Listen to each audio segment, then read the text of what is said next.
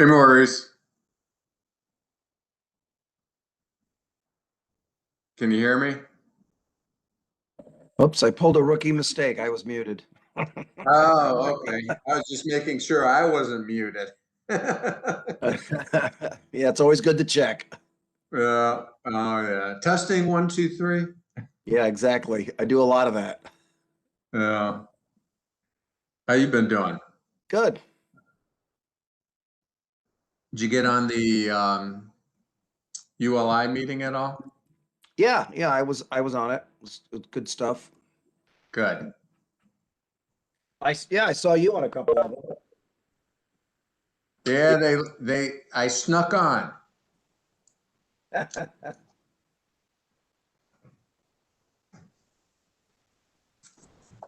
I'm a ULI member. I really enjoy their meetings. Oh yeah, they did some great stuff. They're a good organization.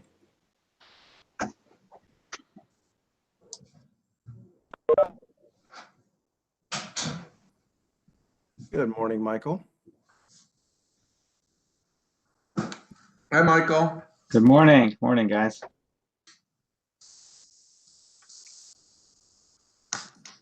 Nice sunny morning. Hmm. A little bit chilly, but sunny. It is chilly. My dogs are looking forward to summer.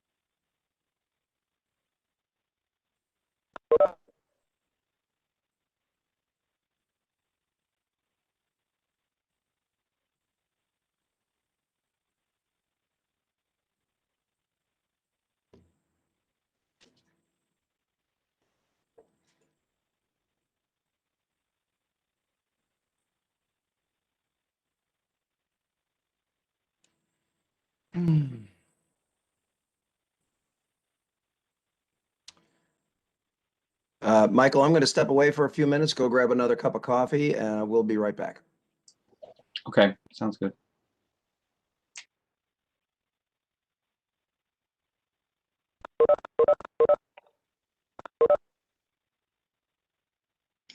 Hi, Diane. Good morning. Good morning.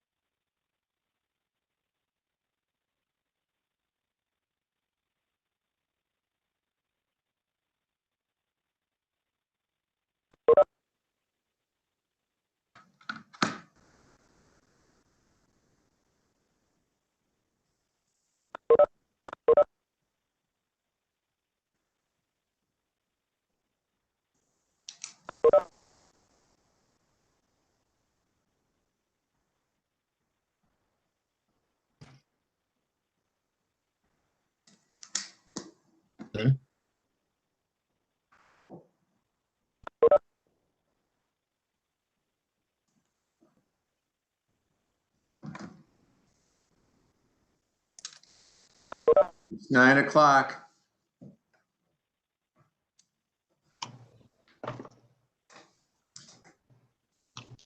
Okay, let's go. Oh, Michael, you can't change the slide, can you? No, David, I have no ability to. Hey, do I'm back. that. Okay. Words.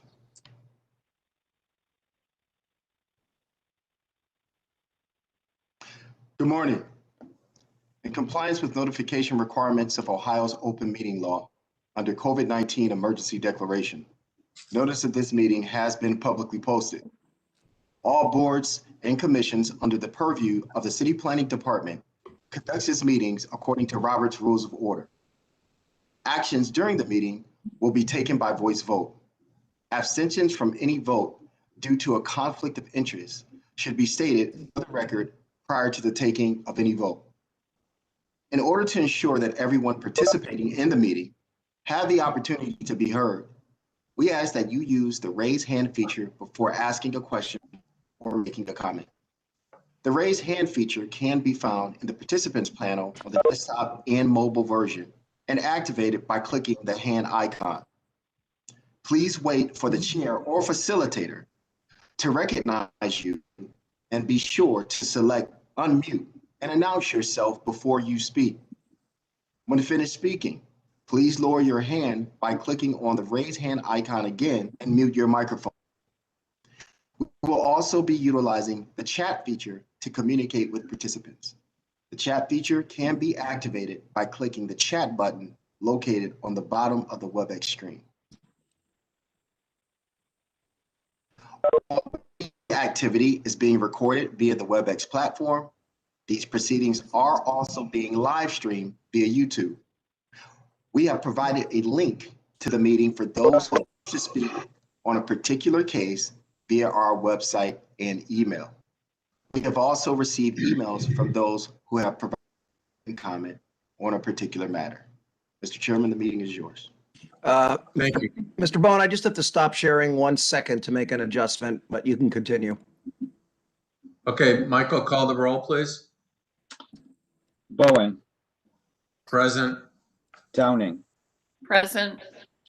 Fluker, Present. Curry, Paul, Present. Slife. Present. Mr. Chairman, we have a We have quorum. a quorum. Thank you. First is a special presentation of public art, More Alike Than Different mural. Tara, are you going to start this off?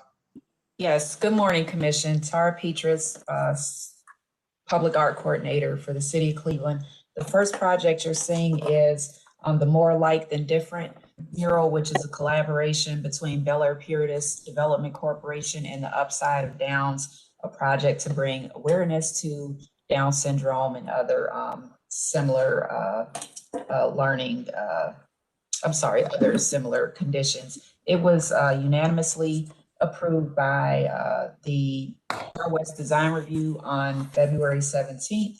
With the one condition was a recommendation to make an artist statement more apparent in a separate plaque or panel in the immediate vicinity of the mural. It's on a retaining wall on the north side of Puritas, from West 161st to the bridge, which has been a wall that had been frequently graffiti tagged. The mural is a great way to mitigate that situation. We also did receive a letter of support from Councilman Casey in support of the project. I support it as well. I think visually it's a great addition to the neighborhood, as well as the spirit of inclusion that the mural provides. So with that, I'm going to turn it over to Melissa Miller from Bel Air Puritas to talk about the project. Thank you. Thank you. Thank you, Ms. Petrus. So today I'm here to present the More Alike Than Different mural. It is a mural that was developed in the brainchild of Councilman Casey and the Upside of Downs, an organization serving those with Down syndrome. And the mural celebrates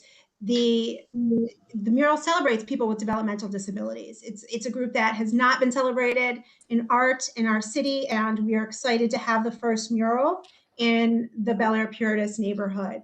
Councilman Casey is a champion of people with developmental disabilities, and I think that having this mural as part of our community is going to enhance both visually and just the message of the mural of inclusion is what we want to see in our community. As Ms. Petrus said, the mural is located on a retaining wall that's approximately 3,000 square feet. And the retaining wall is it's located at 161st and Puritas in an area that is the entrance of the West 160th Manufacturing Industrial Parkway. This area is not visually attractive by any greenscape at all. So murals have been used in the past in this area to try to enhance the aesthetic appearance of the area, and we feel this one will have a huge impact on what the area looks like. If you can move to the next slide, please. So this just shows you the general area of where the mural will be located. So if you go to the next slide, it shows you the actual retaining wall. And the next two slides actually. So this is currently what the area looks like. This is the retaining wall we intend to paint. There's over 50 of these 4-foot panels that wrap around the corner and go all the way to the bridge. They range from anywhere from about 9 feet at the corner all the way up to approximately 16 feet at the bridge. The area is regularly graffitied. We go out there, the city goes out there several times a year to cover up all of the graffiti. We feel that this mural will be a huge deterrent for the graffiti, as the other murals in the area have proven to be. If you can go to the next one just for another view of the retaining wall. This would be coming from the west toward the east to see the wall. The next couple slides are just more views of what it would look like. So this is coming under the bridge. You can see this is the bridge right by Gunning Rec Center and Puritas. Here is one mural that's directly across the street that was done several years ago through the Mural My Neighborhood project that the city used to offer, where an artist would come out and work with youth in the area to develop a mural in the city. And the kids would spend the summer painting the mural with the artist. So this is one view of the mural. This mural represents the 4 seasons and everything that reminded the kids of the 4 seasons. So it takes you from winter all the way through fall. So I think the next slide is one more view of this mural. And then that mural on the south side of Puritas, that building is Blazer Miracle. It's the first building in the Industrial Parkway. And if you go to the next slide, it shows you that Blazer Miracle was inspired to have a recovery mural painted on their building the year after we did this mural on the retaining wall. I'm sorry, I think it might be one more. So that mural was also painted in this area a few years ago. And just last year, the next slide depicts a mural that was painted underneath the bridge by an artist with the support of a Neighborhood Connections grant. It came from the West Park Neighbors Night group, is the group that really championed this mural and worked with the artist on painting this mural. The next slide in this is just the view that you would see as you would approach the mural from the west. And then going to the next slide is the actual mural that is proposed for this project. Garrett Weeder has been chosen as the artist for this project. And this is the design that he came up with for the More Alike Than Different mural. Garrett has done another flower mural in the neighborhood. And I think what we really liked about this design is much like flowers, everyone is very different, but they are way more alike than they are different. And I think that this depicts that concept very well. There's another view in the next slide of what it would look like coming from around the corner and approaching from the east. The funds were raised for this mural through an outreach effort through the Upside of Downs to many other different organizations that work with people with developmental disabilities. They have all contributed to the project financially, and they will be contributing to the project as well through their work. They will be bringing the people that they work with and their communities out on different painting days throughout the summer to work with Garrett on painting different sections of the mural. And we want to represent each of these agencies that have joined in this effort with ourselves, Councilman Casey and the Upside of Downs, by putting their logos discreetly inside the murals, but they will be able to be seen, but it is a way of honoring all of the agencies that serve people with developmental disabilities. So if you go to the next slide, you can see as an example, we are still working on getting everyone's logos in, but as an example of how the logos are going to be placed throughout the mural, the sun is the Upside of Downs logo. So it is placed amongst all of the flowers, as well as the house, which represents Bel Air Puritas's logo. And the other agencies will be that have contributed will have their logos interspersed throughout the mural as well. And the next slide is just an overview of what the entire piece will look like. Moving on to the next slide, just some of Garrett Weeder's previous work in the neighborhood and throughout Cleveland. So this was a mural that was done at 44th and Bridge a few years ago. And then this is a mural that's inside the American Greetings building and a few other smaller pieces that he has done. We are really excited for this mural. We're really happy that the councilman and Upside of Downs approached Bel Air Puritas with the desire to work on this mural with them and for the neighborhood. We can't wait for it to happen. We think that the visual impact will be huge on this corner. The mural we're looking to kick off the mural on March 21st, which is World Down Syndrome's Day. We are hoping that the weather holds out on that date just to have all of our partners come out and the whole project off by starting to prep the wall for the actual painting of the mural just by doing the first layer, priming it. That's the word I'm looking for by priming the mural on that date. And then as the weather warms up, Garrett will come out and work on finishing the mural with all of the groups that are involved. The paint that will be used in this, we are using Luxon concrete and masonry primer from Sherwin-Williams, who has generously donated paint for this project. So that will be the primer that we use to prep the wall, and then we'll be using Sherwin-Williams Resilience paint to actually paint the mural and then spraying it with a graffiti coating to maintain the mural. Our maintenance plan for the mural is Garrett will work with us, continue to work with us throughout, the longevity of this mural to see what pieces and areas need to be enhanced or touched up. And then areas that he needs to actually touch up, we will contract with him to touch up. However, he is leaving us with the leftover paint and very specific names and colors of the paints that he will be using. And Garrett has said he is very comfortable with areas that we can touch up ourselves, touching up as it continues, as different things continue to arise. With regard to graffiti, we are hoping that there is no graffiti, but if there should be, after the graffiti layer is on, Bel Air Puritas will be responsible for removing all of the graffiti. And I think that is it. Thank you. Commission members?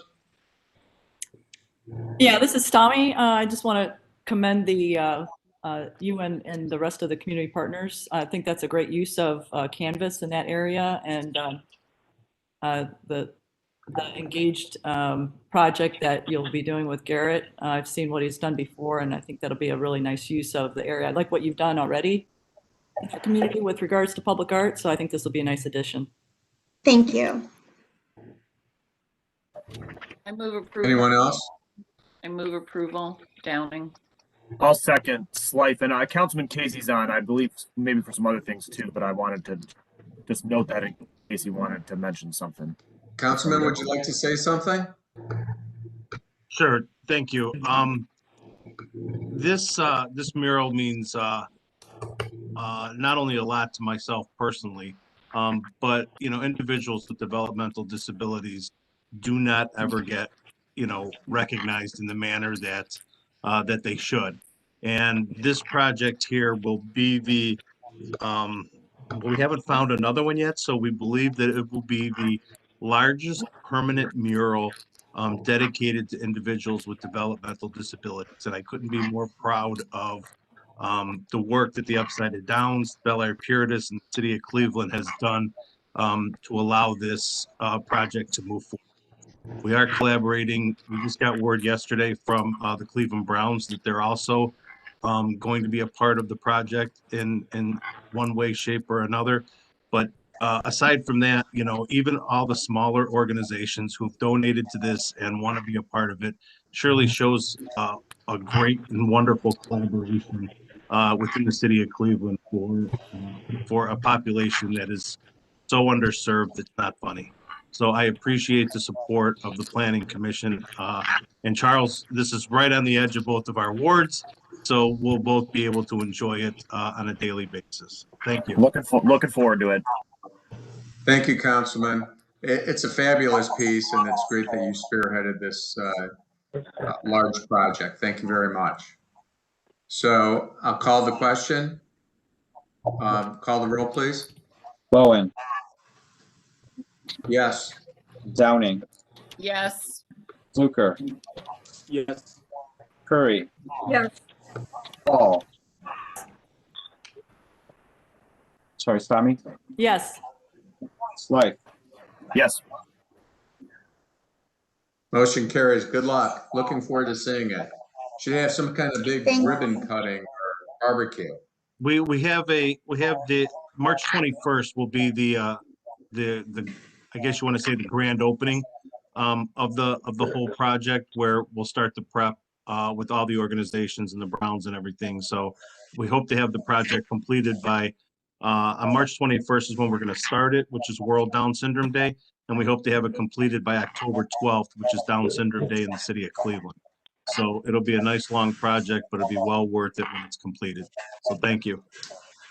It's a nice long wall, too.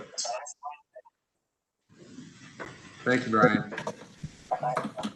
Thanks, everyone. Zoning map amendment. Thank This you. is an unnumbered. Thank you. This is an unnumbered zoning map amendment ordinance, changing the use area height district of parcels of land north and south of Harvard Avenue I'm on the phone, but I don't, I'm trying to get on the computer. Yeah, okay. Someone needs to mute. I'm just trying to figure out how to get on with. Calling user, please mute your phones. That's Mike Polensek. I thought so. Sounded familiar. All right, Mike. Here we go back.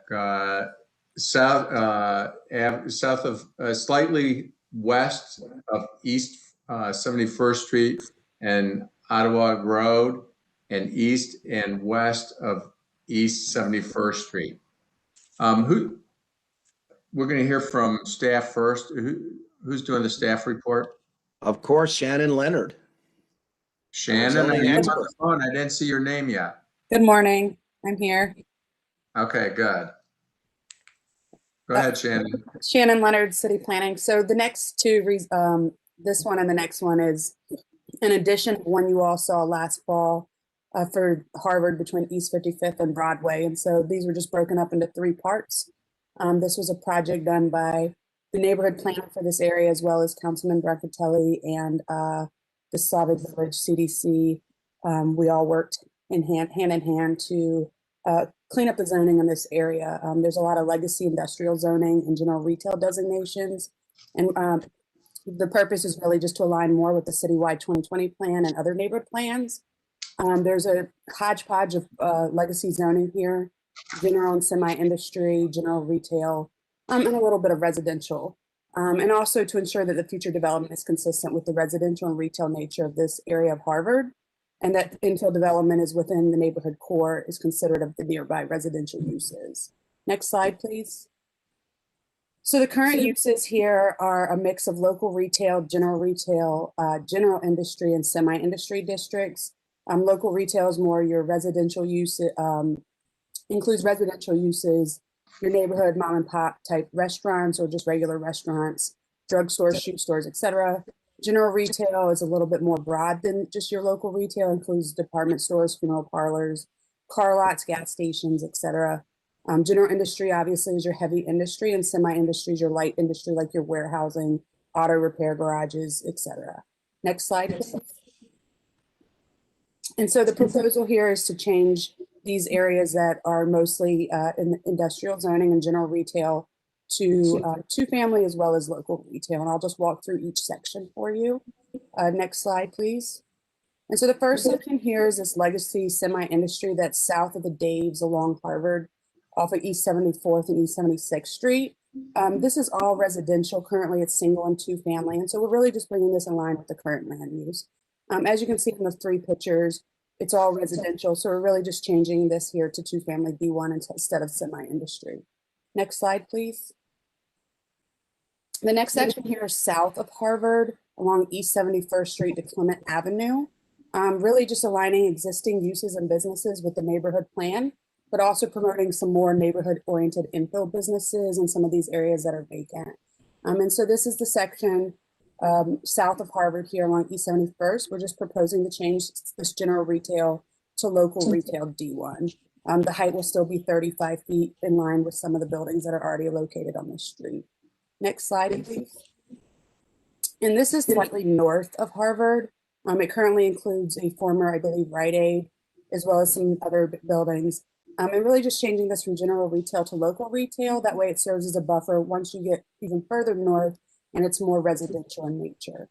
Next slide, please. And then this other section here is the core of Harvard along this area is really just to align the zoning with some of the current structures and land uses and to ensure that the future development is consistent with the residential neighborhood character that it also falls along this part of Harvard, but before you get into more of the old industrial areas along Jones. Next slide, please. And so again, here's some pictures. There's a Dave's local retail. We'll change this to local retail. You'll notice there's also residential along this area and some banks and some empty storefronts. Next slide, please. And so that is the proposal here at this location, really just bringing this in line with the current and existing land uses, as well as to ensure that the future development in this area is also consistent with the neighborhood residential character along this area of East 71st and Harvard.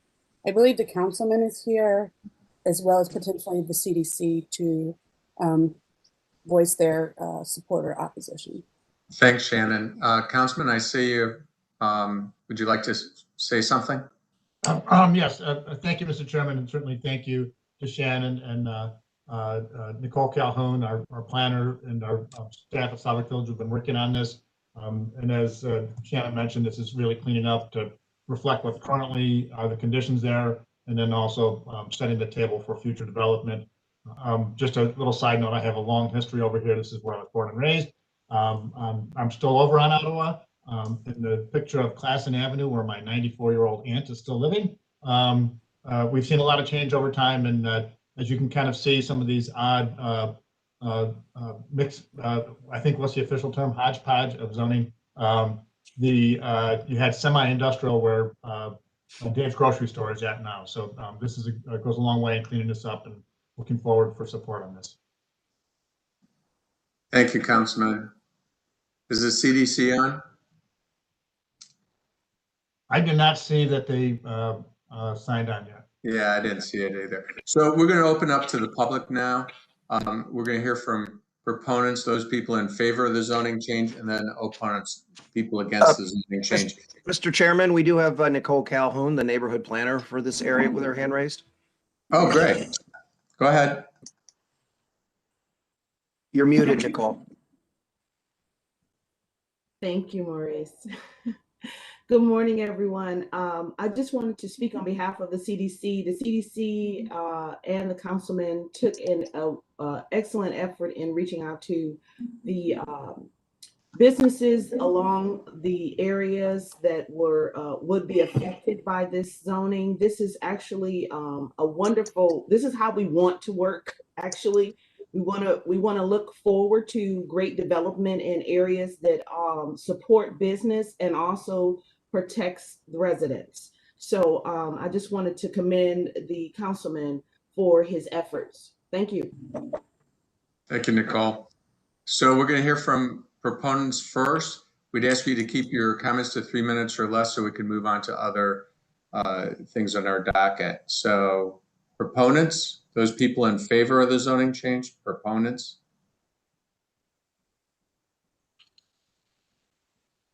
Maurice, No anyone? No hands Okay. raised, Mr. Chairman. Opponents, people against the zoning change. Opponents against the zoning change. Still not seeing anyone. Okay, I'll close the public part of the meeting. Commission members. I move approval, Downing. Second, Slife. We have motion second. Further discussion? Hearing none. Call the roll, please. Bowen, Yes. Downing, Yes. Fluker, Yes. Curry, Yes. Paul, Yes. Slife. Yes. Motion carries. Good luck. We have another unnumbered ordinance to change the use area and height districts of parcels of land west of Pennsylvania Railroad Road and north and south of Harvard Avenue between East 76th Street and the Pennsylvania Railroad Road. Shannon, you're up. Shannon Leonard, City Planning. This is just an extension of the last rezoning you saw. So again, we're removing some of the industrial zoning and general retail designations to align more with the citywide 2020 plan and other neighborhood plans, really just to consolidate these zoning districts and to ensure that the future development is consistent with the residential and retail nature of this area of Harvard. And then that future infill development within the neighborhood core is considerate of the nearby residential uses. Again, this was a team effort between us, the councilmen, the CDC, and the neighborhood planner, Nicole. Next slide, please. So the proposal here, the current uses are general retail business. Again, this is your, it does allow residential and retail uses, but your more broad uses, such as gas station, used car lots, office buildings, hotels, motels, et cetera. And then general industry districts, which are your heavy, more intense industrial areas, as well as semi-industry, which is your lighter warehouse, auto repair garages, garment factories, etc. Next slide, please. Oh. Yeah, so the proposal here is really just to change it to limited retail, as well as maintaining a portion of it that's still semi-industry. A lot of the buildings in this area are no longer being used in an industrial sense. And so all the industrial uses that are currently existing that are legally permitted will be grandfathered into this rezoning. But we're really just preparing for the future here. And so this is the general overview of the area. This is the view looking east, east of Jones Road on the far top right-hand corner. This is the view looking north on East 82nd in the lower section. And then also looking northeast on Harvard.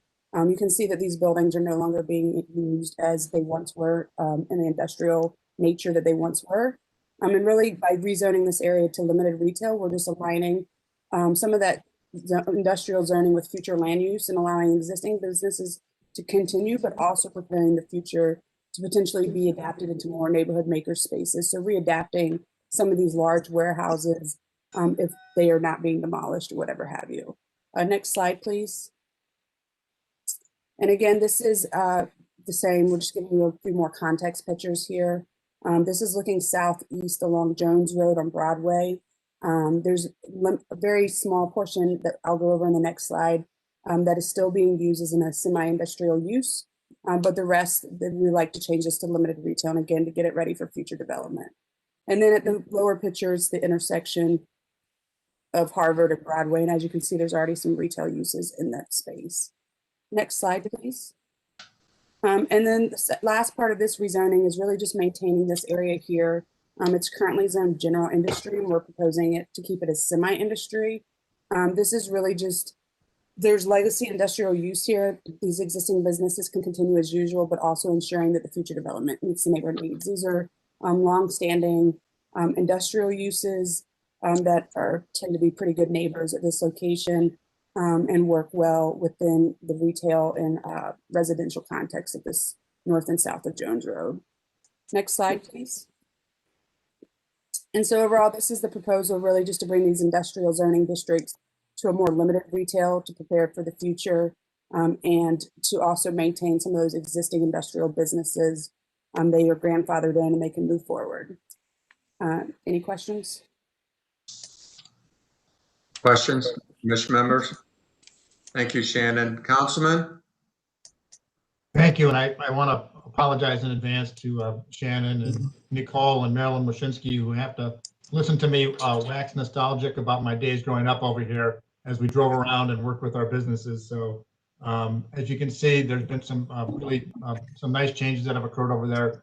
The land at the Harvard Broadway intersection, where we did land assembly for Community Assessment and Treatment Center, which opened up their new facilities there. Which has been a real asset to our community. And then where Booth ends, our Booth Avenue connector for our trail, which will be going down to the towpath.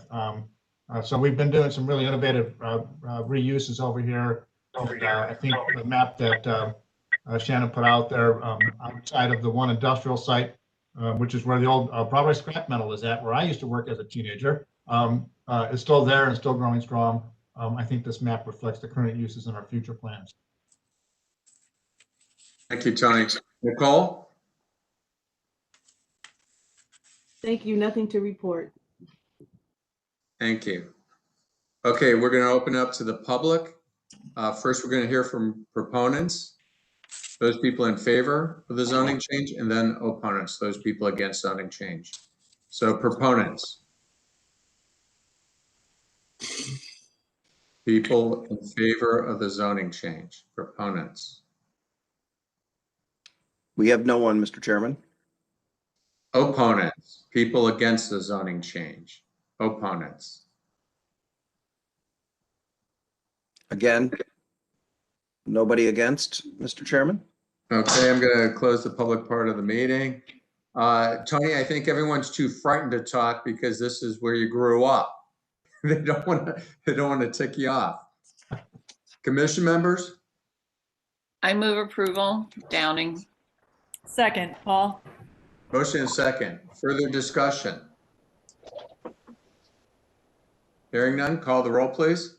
Bowen, Yes. Downing, Yes. Fluker, Yes. Curry, Yes. Hall, Yes. Schleif. Yes. Motion carries. Good luck. Thank you very much. Glad to get a tour of your neighborhood that you grew up in. Okay, another unnumbered ordinance, and this is establishing a 7-foot specific map setback along west side of East 90th Street from Chester Avenue, extending north to the southern property line of permanent parcel number 119-09-036. Shannon, are you doing this one? I am. Go ahead, please. All right. Good morning, Shannon Leonard, City Planning. This is really just kind of a reactionary setback for a project that had went through Planning Commission and went through all the design review meetings. It's the LDA Inspired Multifamily Housing Project. And really, without putting in this map setback, they would not be able to move forward to get their project, their permits. And so really, we just want to help them out and offer new diverse housing typologies within this community. This is heavily supported by Councilman Bashir Jones, and I believe also the neighborhood planner for this area, Kim Scott. Next slide, please. And so this slide is really added because there's been a lot of questions about, outside of us planning folks and architects and whatnot, about setbacks. And so our code has residential setbacks. So you have to have front, rear, and side yard setbacks, which are basically yards in which no structures or buildings may be located, and for all main buildings in residential districts. And so what we're really specifically talking about here is a front yard setback. The general rules is it has to be 15% of the average depth of the lot, unless it allows two buildings to the left and right, or east and west, north or south of that proposed lot in which new construction is going in. And so I really just added this so that there'd be some context for the front yard setbacks for the public. Next slide, please. The other type of setbacks we have are map setbacks, which is what we're talking about here.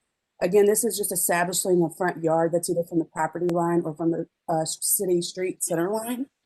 These are actually drawn on our building zone maps of the city. They take precedence over all of the other setback regulations, the ones that we just talked about, and they can only be changed with legislation that which we're talking about here at this meeting. Next slide, please. And so this is the area here. There's several lots north of Chester along the west side of the street that is being used for infill development. We would have preferred to do the setback on both sides of the street, knowing that there's another development going in a little bit to the north and to the east. However, because we don't have enough information about those projects, as well as those lots are a little bit shorter than the lots in the west, we're specifically focusing on just this project. Next slide, please. And so the proposal here is to go from Chester up to the permanent parcel number that you see here. It's very specific. Most of those multifamily buildings on the west side have already been removed. Those single family and 2-family dwelling units are still standing. And so this is really just to allow for a buffer between the single families north of this parcel going forward that's not in the developer's control. Until we get a little bit more clarity of what we're going to do with the east side of the street. It's also notable that this is the borderline for the form-based code project is the west side of East 90th Street. So this is really just a temporary fix. Next slide, please. And so as you can see here, the front setback, the proposal is a minimum of 7.5 feet. Currently, to be in this location, next slide, please. The parcel depth here is 181.5 feet. So at that 15% requirement, they would have needed 27.5 feet. For the average front yard setback, if you go along the properties to the north and south of their properties, ranges from 22.6 to 34.2. To the south, north of the development, you'll notice that the setback average is 22.6 feet, and to the south, it's 26 feet. And so really, without adding this 7-foot specific map setback, they would not be able to develop based on the plans that were approved by you all a few weeks ago, as well as the design review committees. And so really, we're just instituting the 7-foot setback so this project can move forward and have to go back entirely through the city planning process to be efficient. Next slide, please. And again, the proposal here is 7-foot specific map setback. This will allow them to build as well as maintain a residential space, make the street more walkable and more pedestrian friendly. And I believe potentially the architect is here, as well as the neighborhood planner and potentially the councilman. Okay, is the councilman on the phone? Councilman Jones? Kim, are you on? I am here, and good morning, commission members. So as Shannon outlined very thoroughly, we are in support of the change in map setback.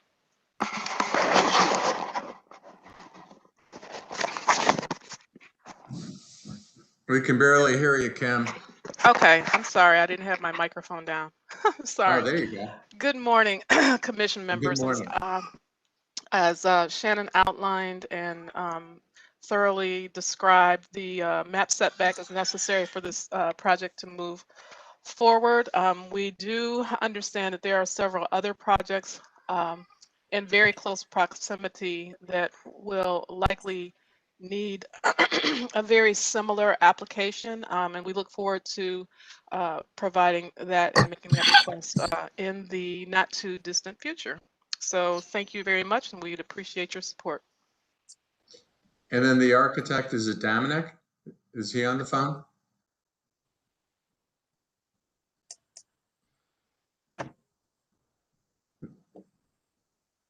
You see anyone, Maurice? All right. So we're going to open this up to comments, proponents, those people in favor, proponents.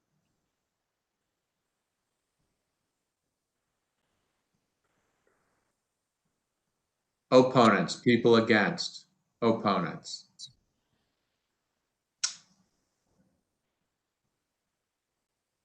Maurice, anyone? No, there's nobody. Okay, I'm going to close the public part of this meeting. Commission members. Move approval, Downing. Second, Slife. Motion and second, further discussion. Well, it's great to know that the project gets to move forward because of this. Call the roll, please. Bowen, Yes. Downing, Yes. Fluker, Yes. Curry, Yes. Paul, Yes. Slife. Yes. Motion carries. Thank Good you. luck. So the next one is to repeal a decision of the Planning Commission.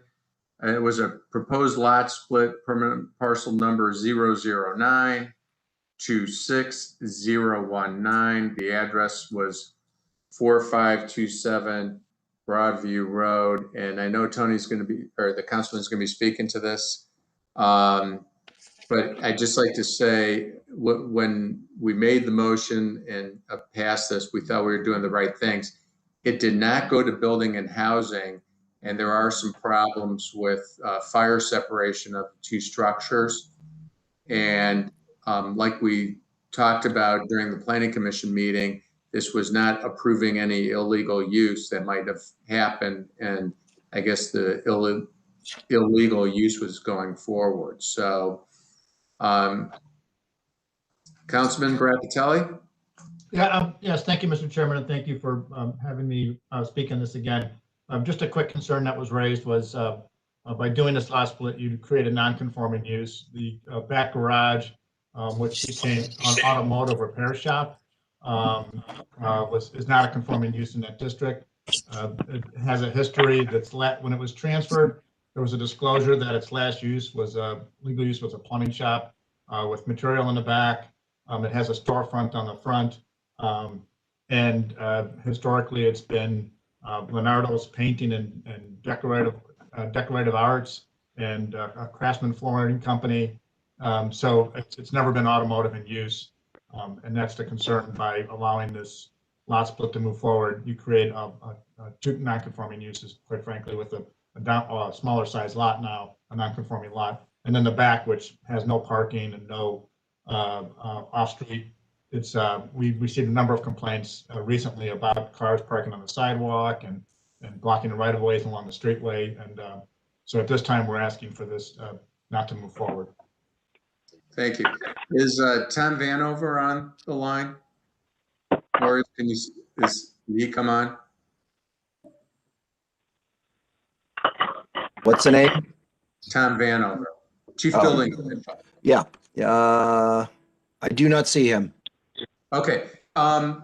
He called me soon after we passed this because it came to his desk, and he also talked about fire separation and use. And typically what happens, we need to make sure this happens moving forward, is it goes to building and housing to make sure that we're not starting to look at parcels that may have fire separation problems or something like that, where we're creating problems by our approval process. He mentioned that to me.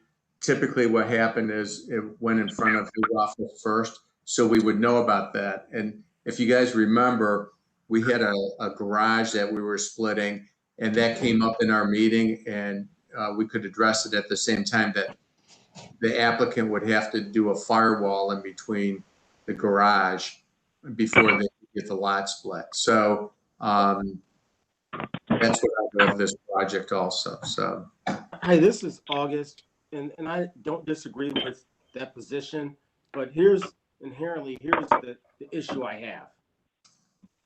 I think we're conflating two things here, right? Understand the fire separation. That fire separation exists regardless of the lot split because of proximity of structures, but I don't want to put my building and housing hat on. That's another conversation. So, got that. But you're saying it's a non-conforming use. The lot split, in my opinion, has nothing to do with a non-conforming use. So that's what confused me, and that's what still confuses me today. So can we just deal with the fire separation, and the non-conforming use is not, we have nothing to do with that. It has to be adjudged first. We're not that body. So that's where I have a little bit of confusion there. Thank you. yeah, August, I agree with you, and I think that's how it passed the first time. But what Tom Vanover explained to me makes a lot of sense, and I don't know that, a lot split, making it so it was a larger problem. Although I would say, I agree with August, just from the perspective of we've done this numerous times. It's not like we haven't done this kind of lot split all over Ohio City. So I also am concerned about, what August is saying is you're asking us to repeal something based on, a condition that we see a lot when we're splitting lots that might have two houses on them or garages, etc. So the rationale for the repeal is cloudy to me. Maybe we wouldn't have approved it, if we had all the information, but there's nothing about this lot split. It's a corner lot. You have existing conditions. You have access from two streets. I mean, we have seen this a lot. But in this case, Lee, you have two adjoining buildings that don't meet code. These buildings are butt up against each other. But they're existing, meaning they don't meet code right now. August's point is that it has nothing to do with the lot split, that they don't meet code, meaning that they're existing. It's not like this is new construction or they're existing there. So all that can happen now is that they could be sold independently. Correct? Meaning they were. You have two owners. Now you have two owners that have two buildings that don't meet code. So coordination between the two buildings is negated. Okay. It's like a back house. Well, yeah. Hey, Michael. This is Rick. I'm I'm the going to try and homeowner. define this a little more. If I could, I apologize for talking over the applicant. I've been taught as an architect that when you have buildings on two buildings on a lot, you draw an imaginary property line to figure out fire separation. And all I'm saying is, if you were to do that currently, there, to Lillian's point, there might still be violations. I don't know that. That's not our job to figure that out. So that's where the confusion herein lies. Thank you. Well, thanks, August. A lot of times, or most of the time, before we would even see these type of lot splits, Building and Housing would have reviewed them. This one, because of Esper retiring, went directly to us. So they never had that review. And So- David, that's a critical point, David. This did not go through Building and Housing review. What's the proposed, I wasn't at this meeting because I don't remember this project for some reason, but what was the proposed use of both the parcel A and parcel B? What did they propose when they came in? They didn't have a proposal of what the use was. We did say to the owner that he could not have an illegal use because that was brought up by the CDC that he was going to use non-conforming use in the building. And we weren't approving use. And that goes back to what August was saying. We made it very clear at the meeting that we weren't approving a non-conforming use. We were just approving the lot split. Freddie, you want to weigh in on this? Not really, to be quite honest. That's why I've been grossly quiet. And I'm not. Okay. I'm not being funny. I'm being very candid. No, it that's was okay clear. because I saw your picture Other- come up in front of me, so I thought you had your hand raised. No, it was clear the rationale that we use at the last planning commission, and I get so tired of being repetitive. We went back and forth. It was a general understanding when this came up that the lot split had really nothing to do with the use, and I'm right. still of that opinion. But there, however, is individuals who feel differently, and I'm listening to you guys make the debate and ultimately come to a decision. I have not wavered. I don't have anything different to say than what was stated before. What I don't want to happen, though, when we get in these scenarios, is it starts to become about process. So the one thing that I have to go back and kind of question is with respect to the flow. Normally it goes to Building and Housing first, and that narrative. To Lillian's point, we've approved these 100 times. So Yeah, but we approved them going into knowing what Building and Housing said about the properties. Yeah, and I have brought We I have did. brought many of these lot splits in support of them. So I'm very aware of the I have process. an idea. Mr. Chairman, the property owner, I believe, has been trying to speak. Yes. Okay, Owner, now you're we'll talking listen to you. firewall. Now, as far as parking, I'm trying to split. I'm splitting the garage with the building, so there will be parking with the building, and there is still additional parking behind the house for the front house. So both parcels will still have parking. So that's not an issue there. So firewall, the garage is going with the building, so it's totally separated all by itself. I did speak with the building department last week. I got a phone call, and they did tell me that it could not be used as an auto mechanic garage. Well, I've been currently for the last 4 or 5 years, I do light maintenance, so interior remodeling for investors, and I got a couple rental houses myself. So I use it for storage and then miscellaneous work. I also have a lift in there that I would do my own mechanics. My nephew works a full-time job. He was talking about possibly going off on his own. He asked me if he could use the lift and possibly see if a business would be in his future. Without signing a big lease with another company and getting in over his head, I said, yeah, go ahead. I didn't foresee it being an issue with the auto mechanic business. So when I spoke with the inspector, he told me that I got 30 days to shut the business down. There's not a problem there. If it's not right, it's not right. But, you know, with everything being public record, I don't know, rather than appealing this, I don't know why I wouldn't have got a phone call or a letter in the mail stating, hey, you know what, we got to meet up, we got to talk about this, rather than making a big deal about it now. And, you know, like at our last meeting, doing the lot split should have nothing to do with what's going on in the building. Well, and that's what we Mr. said Chair. to you. That's exactly what we said. And obviously, building and housing thought you were doing something that was non-conforming, so that's why they gave you 30 days. And that's Correct. the phone call I got. But moreover than that, and maybe we just have to table this until we hear from Tom Vanover. Moreover than that is, what are the other, before anyone moves this thing forward, what are the fire separation problems, and can they be remedied? Well, I don't know where the As far as use goes, problem would be. as far as use goes, I think Lillian and August are exactly right. I'm of the same thought process.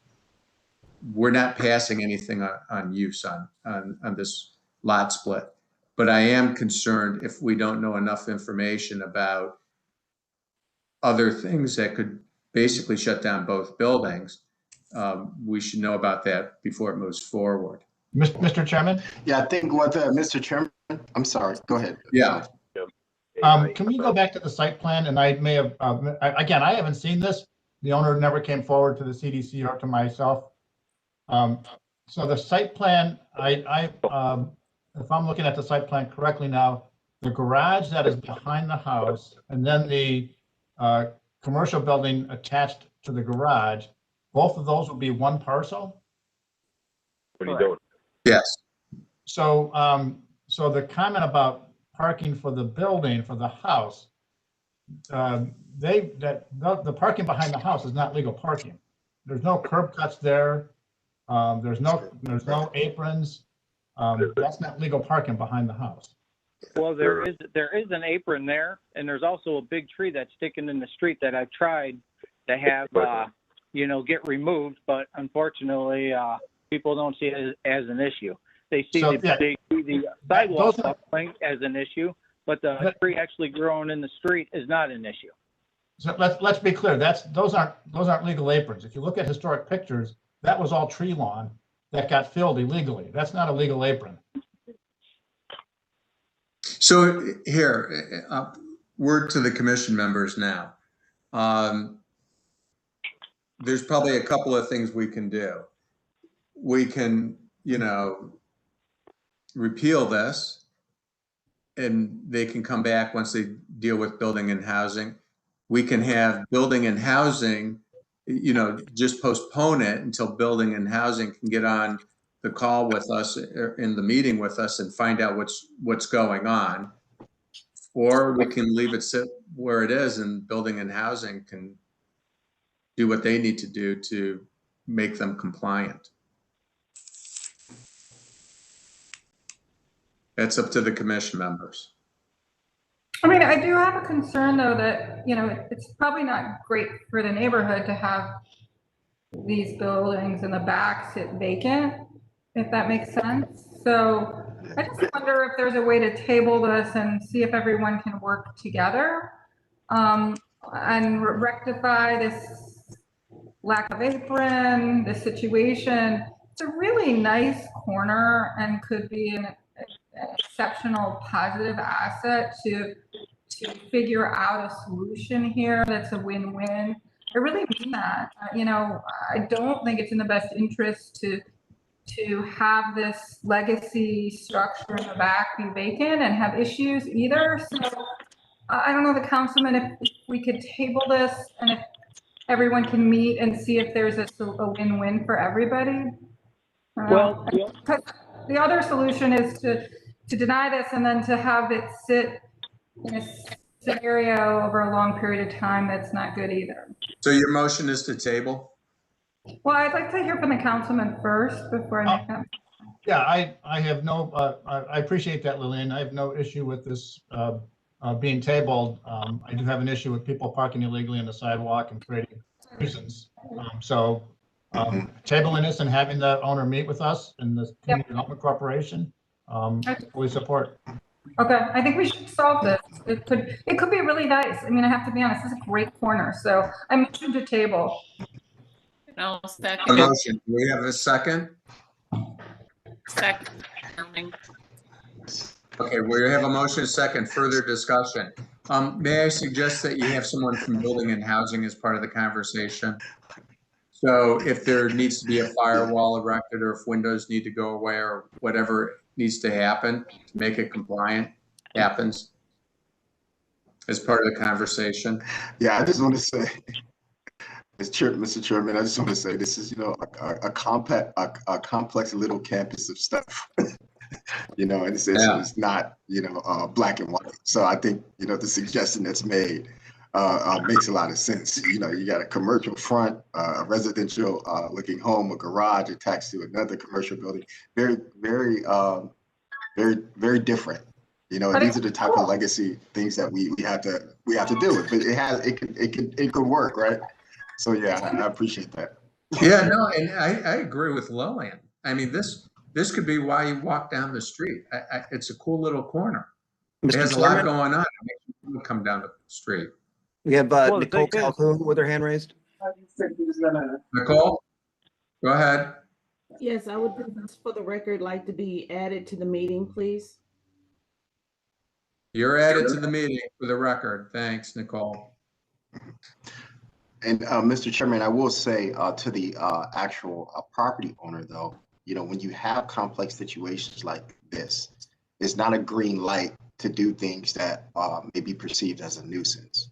So there comes a lot of responsibility when you are in situations where it's like this. It becomes complicated, and I think that it increases the responsibility on the property owner to make sure they're doing things in a way that is not negatively impacting the community too. So I just want to emphasize that. I agree with you, Freddie, and I would tell the property owner, by doing this right, could increase the property value of both parcels. So if it's able to be split, you could really increase the property value of both parcels. So that's the reason. That's the reason I'm splitting them. No, I get that. But doing it right and just doing it could be two different values. Michael, call the roll, please. And this is to table. Bowen, Yes. Downing, Yes. Fluker, Yes. Curry, Yeah. Paul, Yes. Schleif. Yes. Motion carries. Thank you. Thank you. We're moving on to another lot consolidation, lot split. Mr. And this Chairman, one was, yes. Director Collier had his hand raised again. Yes, just really quick, Mr. Chairman, we want to make sure that we're explicit about who's going to call the meeting together, whether it's going to come from the councilman's office or is it something that we should handle as staff. So just if we can go on a record specify. I think it's planning. I think staff calls it. All right. Because that way we can make sure everyone's included. Okay, Freddie? Okay. Thanks. And this is for permanent parcel number 007-07155.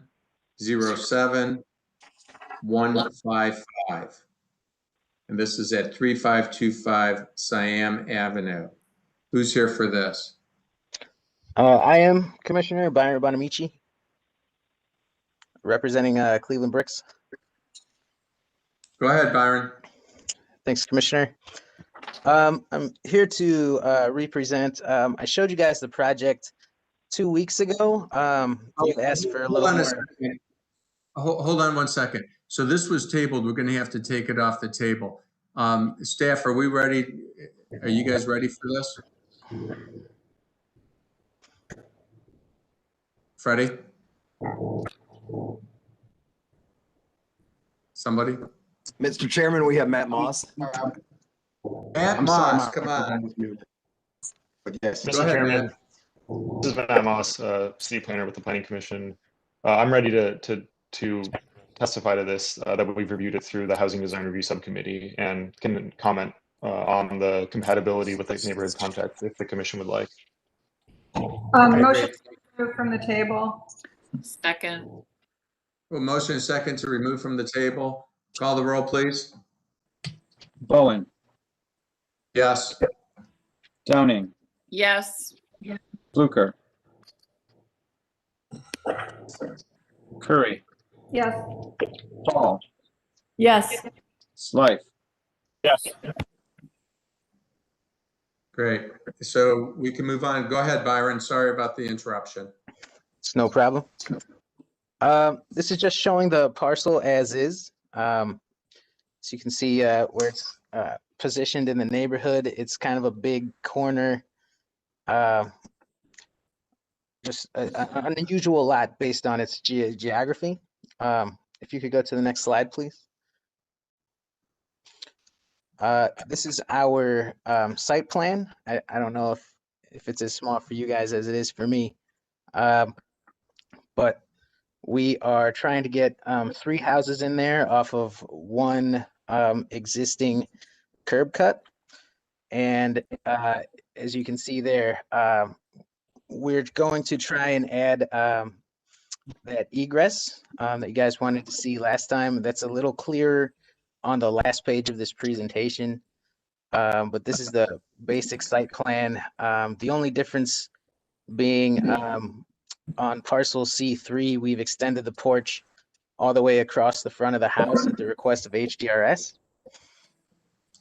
If we can go to the next slide, please.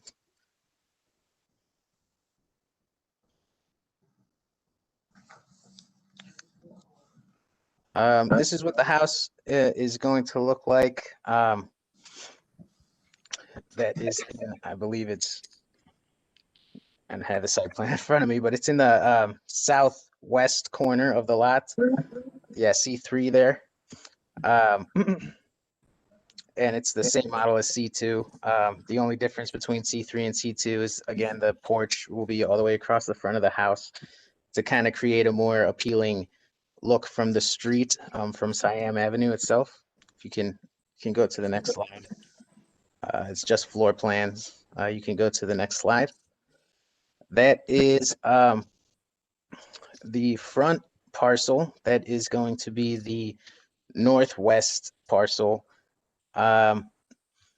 This house conforms very well to the neighborhood. It's got a front-facing door with the porch all the way across. It fits in very well with the rest of the neighborhood. We built similar types of models further down in the neighborhood. You can go to the next slide. Again, just floor plans. You can move on. So this is the existing lot as it stands. There is an existing house there already that will remain. It is our plan to add a single car garage behind that house, detached, to kind of share in the driveway that will be created by the other 3 houses. Again, it's all one little motor court. You can go to the next slide.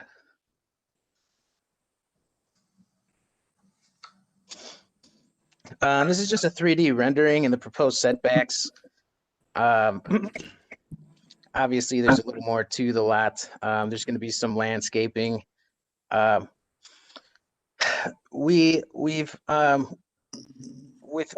help of HDRS, we've changed kind of the layout of the pedestrian walkway and the driveway.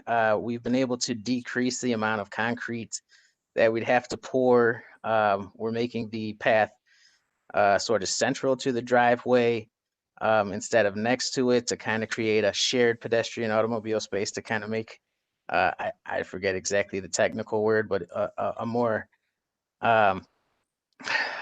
pedestrian friendly overall area instead of just paths to the front doors. So if you go to the next slide, I believe it's context photos of the street. So the left-hand side, that's directly across the street. on the west side of the Japan Court intersection. That house, very similar to the ones that we're proposing here. And then these are just various houses. On the bottom is the house next to that. And a little further down, the right-hand corner picture is Siam Avenue that I believe is facing away from Fulton. So whatever the next cross street is, I can't remember at this time. So you can go to the next slide. Some more context going the other direction. The top right-hand corner is down Japan Avenue there, and the bottom left-hand corner is the house on the northeast side of Japan and Siam. And again, the greenhouse, the bottom right-hand corner is the greenhouse facing Fulton. And so we think these, and HDRS would agree with us that we believe these houses take into consideration all the context of the neighborhood. And we hope that, that you guys agree that it would be a good project that fits in very well. So there's one more slide, I believe. That's just more pictures of the existing lot and the houses behind the existing lot. Again, there's some back there with a little bit of unusual roof lines. But again, just more site context. And then one more slide. And then this one is the official proposal. Again, the walk hasn't been moved yet, but this one is the laid out by our surveyor to show the ingress egress easements requested by you guys last time that will exist. That won't change. So we just wanted to show you that those would be there and recorded if and when this lot split was approved. Thank you, Byron. Matt, did you want to say something? Yeah, Mr. Chairman, thank you. I would just add, Byron alluded to some of the work we've been doing with them through the Housing Design Review Subcommittee to approve the design of these homes. As you're aware, projects that are 5 units or less are reviewed by staff for design and approval. We're working, like Byron mentioned, we made the recommendation to extend the porch on the house that you see at the bottom of the parcel here so it's visible from the street. So someone visiting the home can see the porch when they're walking down this driveway. And we're working with Byron and his team to really try to dial in the design of this drive. So it's more like a Wooneriff or a shared street rather than specifically delineating where people should go and cars should go. Because it's a drive that's only serving a few homes, it seems like it could be a really a slow space for vehicles and thus a more comfortable space for pedestrians. And we like that this team is preserving and renovating the existing house and then adding a new house to fill in the missing frontage on this street. As you can see from the context photos, there are a lot of detached single and 2-family homes in this context that front the street. And so because this is an unusual lot for the context, it seems like this split is an appropriate way to add density to the neighborhood while providing for adding homes that are typically found in the context. Thank you, Matt. Mr. Chairman, we have the CDC representative, Donna Gregonis, and then we have August Fluker. Donna, go ahead. Good morning, everyone. Mr. Chairman and members of the commission, I'm Donna Gregonis, the Director of Neighborhood Development for Ohio City Incorporated Tremont West Development Corporations. We would like to mimic the same sentiment that Matt has expressed regarding the design, but also the Neighborhood Block Club did talk about this at their most recent meeting, and they said that this presentation that Byron has, the orientation of the driveway, it's pretty reasonable, that it is creative, making one curb cut serve 3 households, because I know that part of the neighborhood is concerned about the number of curb cuts in that region. And they also were happy that none of the garage doors were near the sidewalk. And those were the main points. So thank you. Thank you. August, go ahead. Thank you. I This comes from experience, 21 years of experience living in a similar configuration at my house at Beacon Place. I appreciate the attempt to address pedestrian traffic. I can tell you on authority, all the young kids who lived in my pod, I'll call it a pod, our sons, our daughters, all learned how to ride their bikes in that private drive. And so it's important to acknowledge when we create these courts that it's going to be used in a lot of different ways. You know, kids left their toys out, you know, that became our playground. So I would like to advocate in the future that we start looking at how more intentional we can be with materials and landscaping, you know, changing textures, changing colors to create and define what I believe could be a very intimate and very special court when done. So I just ask that we continue to strive for that ideal. Hopefully it's not an ideal. It's the reality of how people live. Thank you. Thank you, August. Commission members?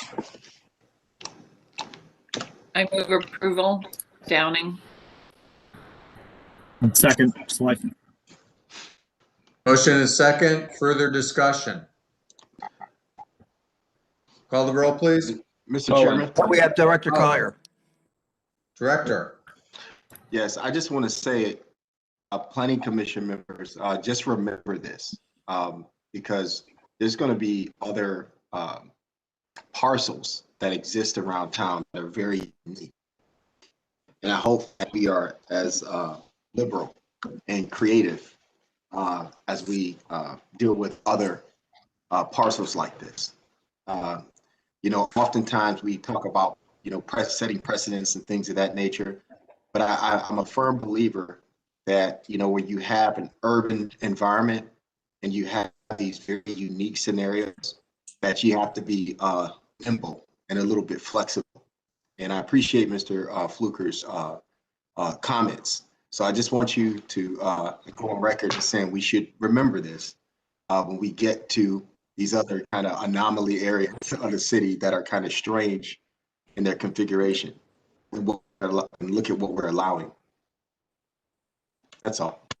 Thank you, Director. Roll, please. Bowen, Yes. Downing, Yes. Fluker, Yes. Curry, Yes. Hall, Yes. Schleif. Yes. Motion carries. Permit parcel number 00701-071. This is at 4210 Orchard Avenue. Who's here for this? I am Jeff Snacky. I'm actually the owner of the property. So ahead, I bought Jeff. this property back in 2015 at 4210 Orchard Avenue. It's in the Ohio City area there. With kind of a lofty goal at the time of fixing up by the way, the parcel has a house on it that I want to be my primary residence, and it has an old church that was kind of abandoned. So this building was just beautiful to me, and it apparently it had got damaged in prior years from the previous owner told me when they built Orchard School of Science that is across the street there, the parishioners ended up moving out because the church got structurally damaged. There was some kind of insurance claim. And at that point, it sat vacant. And so I bought this house and this church with the intention of living in the house and making that my primary residence and trying to fix up the church. And I had problem with getting financing because I'm actually a independent contractor in the medical field. And for whatever reason, I just never was able to secure any kind of financing for this job. So over the past couple of years now, I've just, I went through this process of still wanting somebody to do something with this building.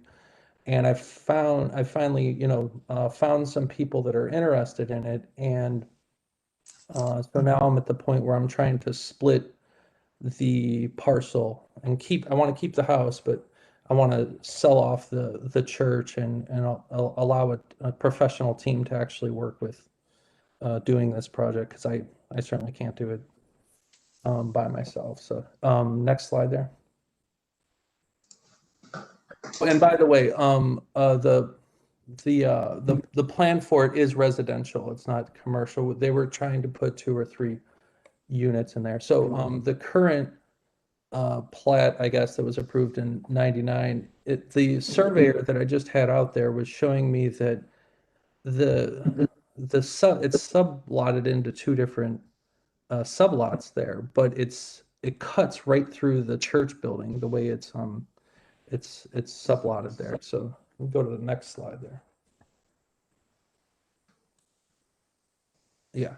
So this is our proposed lot split, but basically the new line will be between the house and the church. So if you can go to the next slide, there's like a bigger picture of it, zooms in. Yeah. So you can see that the house runs on basically Orchard Avenue and West 42nd Street. And there's also alley on the other side of the house there. So we're trying to split the lot right down where the house and the church come together there. And there's approximately, my surveyor did not get that measurement, but it's somewhere around 10 feet between the two. I'll show you a picture. Go ahead and next slide, please.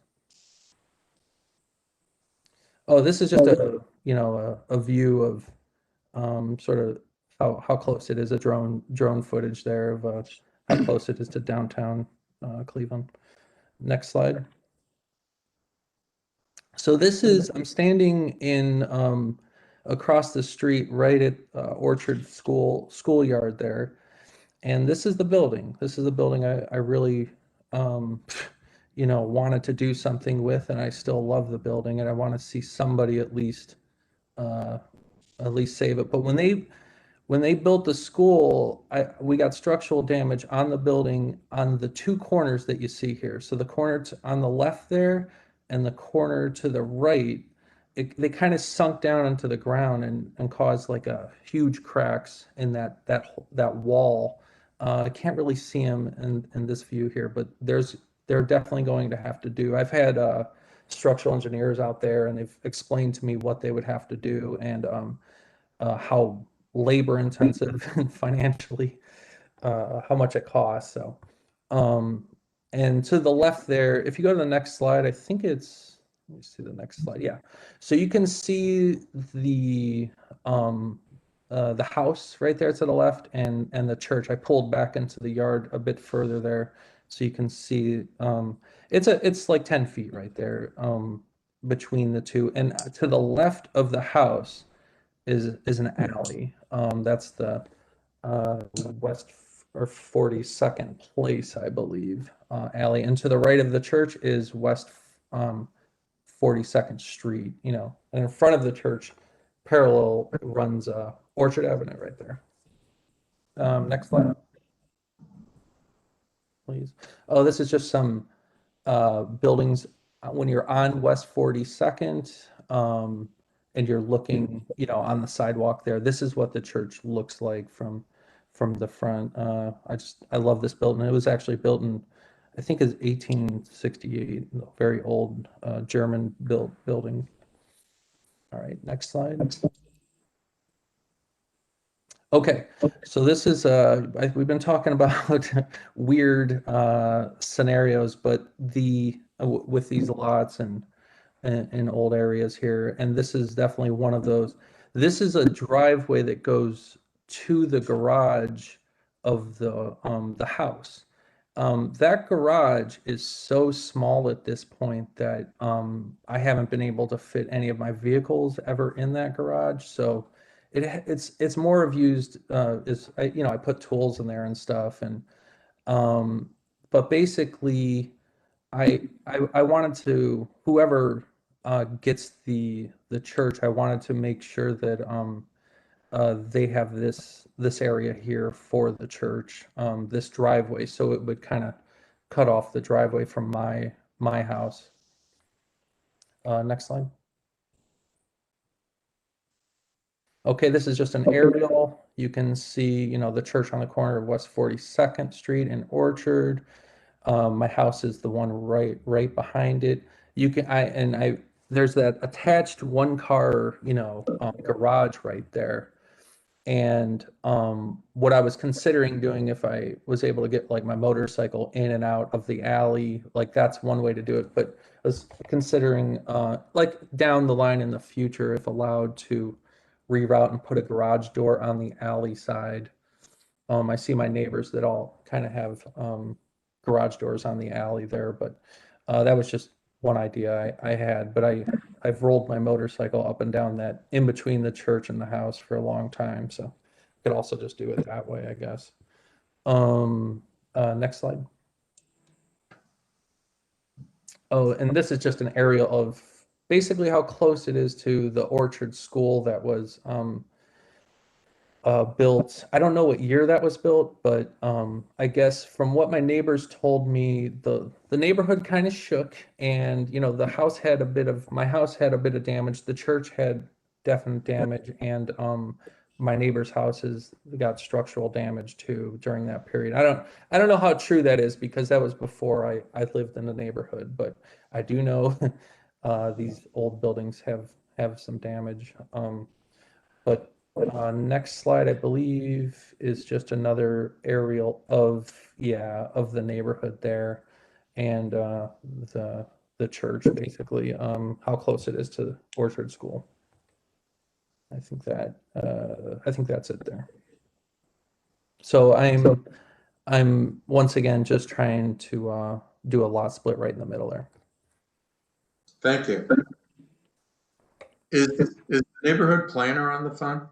Is this Yes, Adam? Matt, I believe this is Matt Moss, correct? This is Matt? Okay. Or just Adam, Matt. And he is here. Matt, have you reviewed this? Mr. Chairman, this is my first time seeing this presentation, but I have spoken about this with the Local Development Corporation, and I think the applicant's been in touch with them. This split seems reasonable to me. Though it sounds like the applicant is looking to provide 5 feet of space on either side of this dividing line. Our interior side yard minimum in the code is 3 feet, so that would be sufficient for the house. Also, the presence of the alley, as the applicant said, would allow this home in the future, the house to the left of this image, they could have a garage off of the alley, which is great. We always encourage the use of alleys for vehicular access. So it sounds like that drive wouldn't be necessary, and in fact, in the future, depending upon the development plan for the church itself, it could open up more on-street parking too if that drive is no longer necessary. So, I mean, overall, this seems like a great step forward in order to move this project forward. I know it can be challenging financially to invest in these old buildings and these old churches, and it seems like this is a reasonable request in order to separate these two. It sounds like they were improperly or perhaps mistakenly consolidated in the first place. So this seems like a totally reasonable request to me. And Mr. Chairman, we have Donna Gorgonis again. Oh, great. I was just going to ask if Donna was still on. And then August Fluker. Okay, Donna. Good morning, Mr. Chairman, again, and members of the commission. Again, Donna Gorgonis, the Neighborhood Director of Development for Ohio City Incorporated in Tremont West. And we agree with planning's recommendation to the commission to move forward with the lot split as presented. It seems reasonable. Although this is our first time seeing it, it does seem reasonable. So thank you. Thank you. August, go ahead. All right. We have a conundrum. I know what you're going to say. The house is fine, but you just, according to how we were just educated on the previous lot split, the encumbrance now is on the church. Yep. Okay, so building he if- wants to if- sell. So I think we need to table this to make sure that they can actually do this based on what happens, what could potentially impact the church. So has this gone to building and housing? Matt? Not to my knowledge, Mr. Chairman. I don't believe the applicant submitted any building permit applications, but I think you could speak to that now. See, the difference is when Esper got anything in, he'd bring it over to him. And it sounds like that's not happening right now. So considering the fact. I mean, we get these all the time. This makes sense. It's not our purview. I really. But Lillian, it is a building department issue. Well, then, but we move it and they review it. I mean. Okay, whatever. So. Yeah, but so now we have something, before it was just being done routinely and it was transparent to us. And what's become obvious to me is it's not being done that way routinely anymore because Esper retired. Because, well, I mean, then the city planning staff needs to do a much better job of deciding what to put on the agenda so we don't waste time. Because that's my other scenario, which is we cannot, that team needs to manage this agenda and put things on here when they're ready to be on here. Because it's not fair to these applicants. Mr. Chairman, we have Matt Moss. Matt Moss, go ahead. Mr. Chairman, I'm not sure I understand Mr. Fluker's concern entirely. If the concern is that this building, the church, if it were renovated for residential use, if it would meet the fire code. One reason why about a year ago we updated our zoning setback requirements is because when that code was originally adopted, we didn't have a fire code. And so we modernized the setback code to more closely align with the now Ohio Building Code and the fire code. So if this building were to be, if someone were to purchase this building, I think like the applicant suggested he's negotiating, and they were to submit permits for the building to be renovated for residential use, it would go through a building code review and a fire department review to make sure that whatever work is being done is going to sufficiently rate and provide the necessary safety improvements. But so I don't think that the condition. You're creating the condition. I think the condition already exists, though. I mean, the houses are where they are. Mr. Moss, you don't want to debate me about building code. I've been doing this for 35 years. All right. So you're putting an encumbrance on this church that doesn't exist currently, because you're adding a property line. So in the building code's eyes, it's a problem. Period. There's nothing to debate about it. Somebody needs to determine whether or not there's a wall that at that church that could deal with the less 5 feet or less, because then there's a rating requirement put on that church. Period, man. If you want to sit here and debate the code, I'll have one of my staff bring me the code and I'll read it to you. Well, we don't need to do that, August, but thank you very much. So we have Director Collier, Mr. Chairman. Go ahead, Freddie. Yes.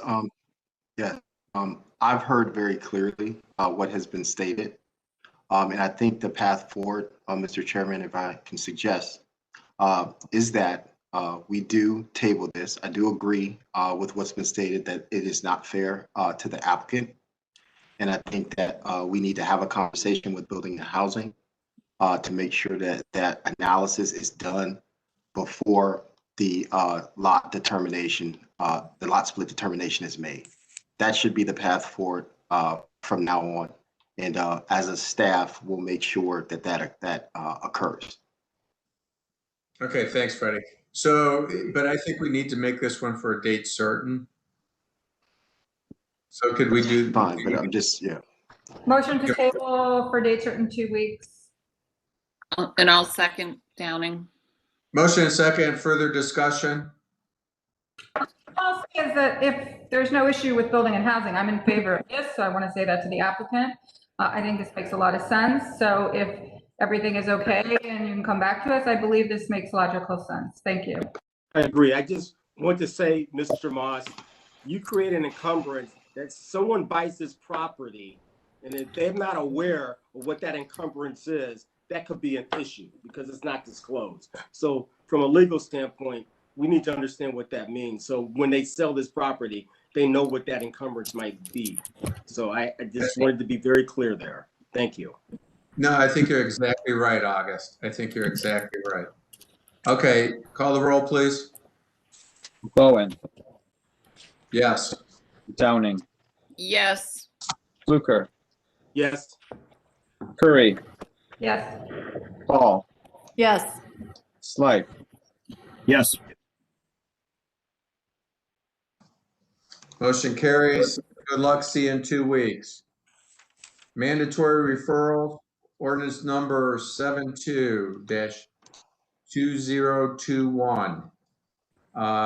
This is to supplement the codified ordinance of Cleveland, Ohio, 1976 by amending sections 215-01, 215-03, 215-04, 215-06, 215-07, 325.51, 325.72, 327.02, 337.02, and 337.251, as amended by various ordinances relating to transient resident buildings, lodging, housing, and limited lodging in a residential district.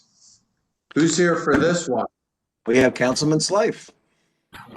Mr. Chair, I hate to do this after you did such a magnificent job of reading off all the sections of the code. But Councilman Brancatelli and McCormick are requesting that this be tabled again. My understanding is that they're in active conversations with the administration on this piece of legislation, and they'd just like to wrap up some more of those conversations before this moves forward in the legislative process. So I don't have a date certain of when it would be coming back, but at this time, if we could, I believe it's been tabled, if we could maintain it on the table. Okay, no, that sounds good. Can I make a suggestion while you're talking about it? Yes. Really to help out with Airbnbs and some properties that aren't well managed, should I say? And then I'm thinking there's a number of people that have Airbnbs that rent out a room or rent out a back house or rent out, and they live on the property. I think to encumber residents of the city of Cleveland that are just trying to make a little extra money is not a good idea. The person that and has 30 of these around the city of Cleveland and rent them out to be, frat houses, I think that is a problem. So could you take a look at that and how that may change for the ones that are kind of owner occupied? I will pass that comment on to everyone involved. I think that it's a valid point. Thank you. Anyone else want to make comment before this gets tabled and someone makes a motion to table? I would agree. Agree. Okay, so someone make a motion, please. Move to table. Second. Okay, we have a motion by August and a second from Diane. Call the roll, please. Bowen, Yeah. Downing, Yes. Fluker, Yes. Curry, Yes. Paul, Yes. Slife. Yes. It's tabled. Thank you, Councilman. Administrative approvals, there's only one, so take a look at it. Move approval, Downing. Second, Slife. We have a motion and a second. Any further discussion? Call the roll, please. Bowen, I'm going to abstain because this may have to do with a property I know about. Downing, Yes. Fluker, Yes. Curry. Sorry, Lillian. Yes, sorry. Paul, Yes. Slay. Yes.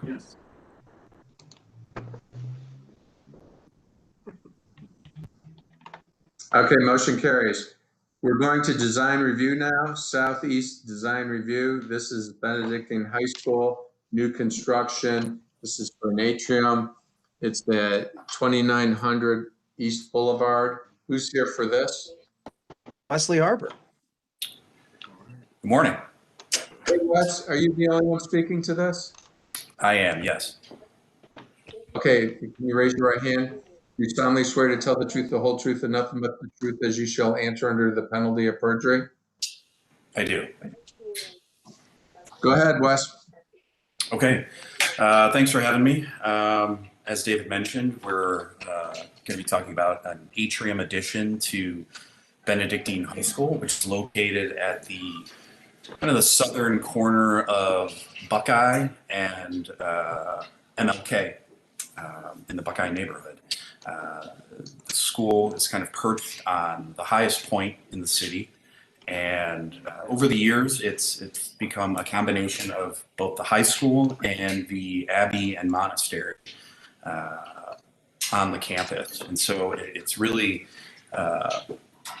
aligns with their goals of education and spirituality. And so the idea of this this project is to visually and physically connect those two elements on campus.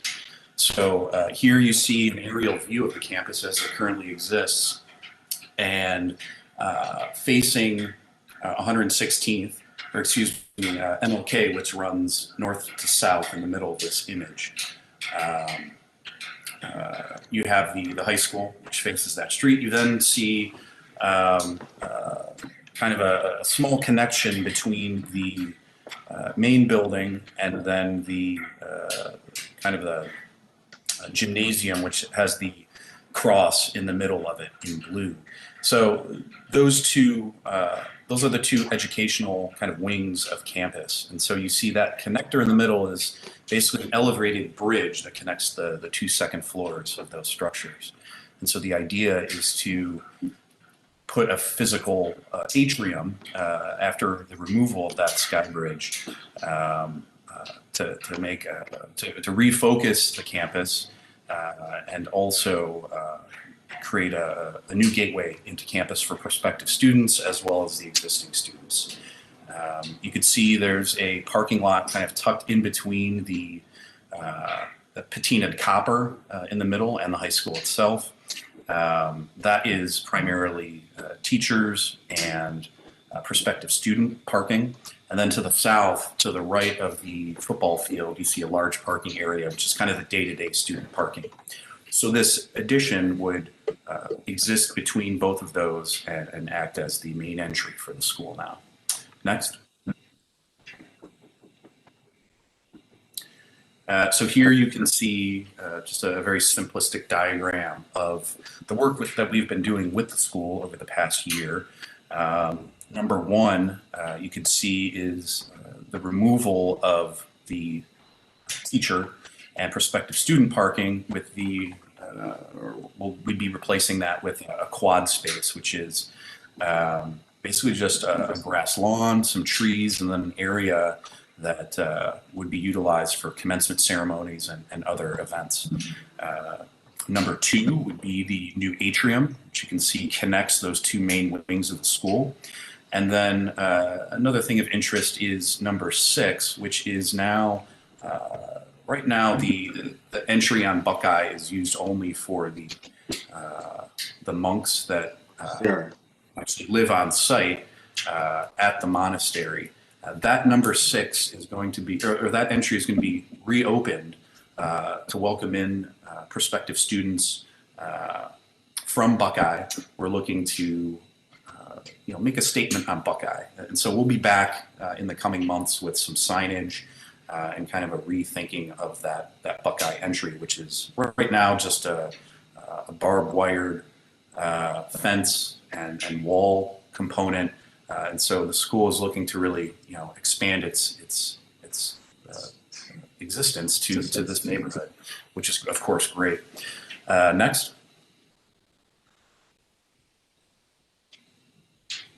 So here is the kind of the main focal point of the school right now as it faces MLK.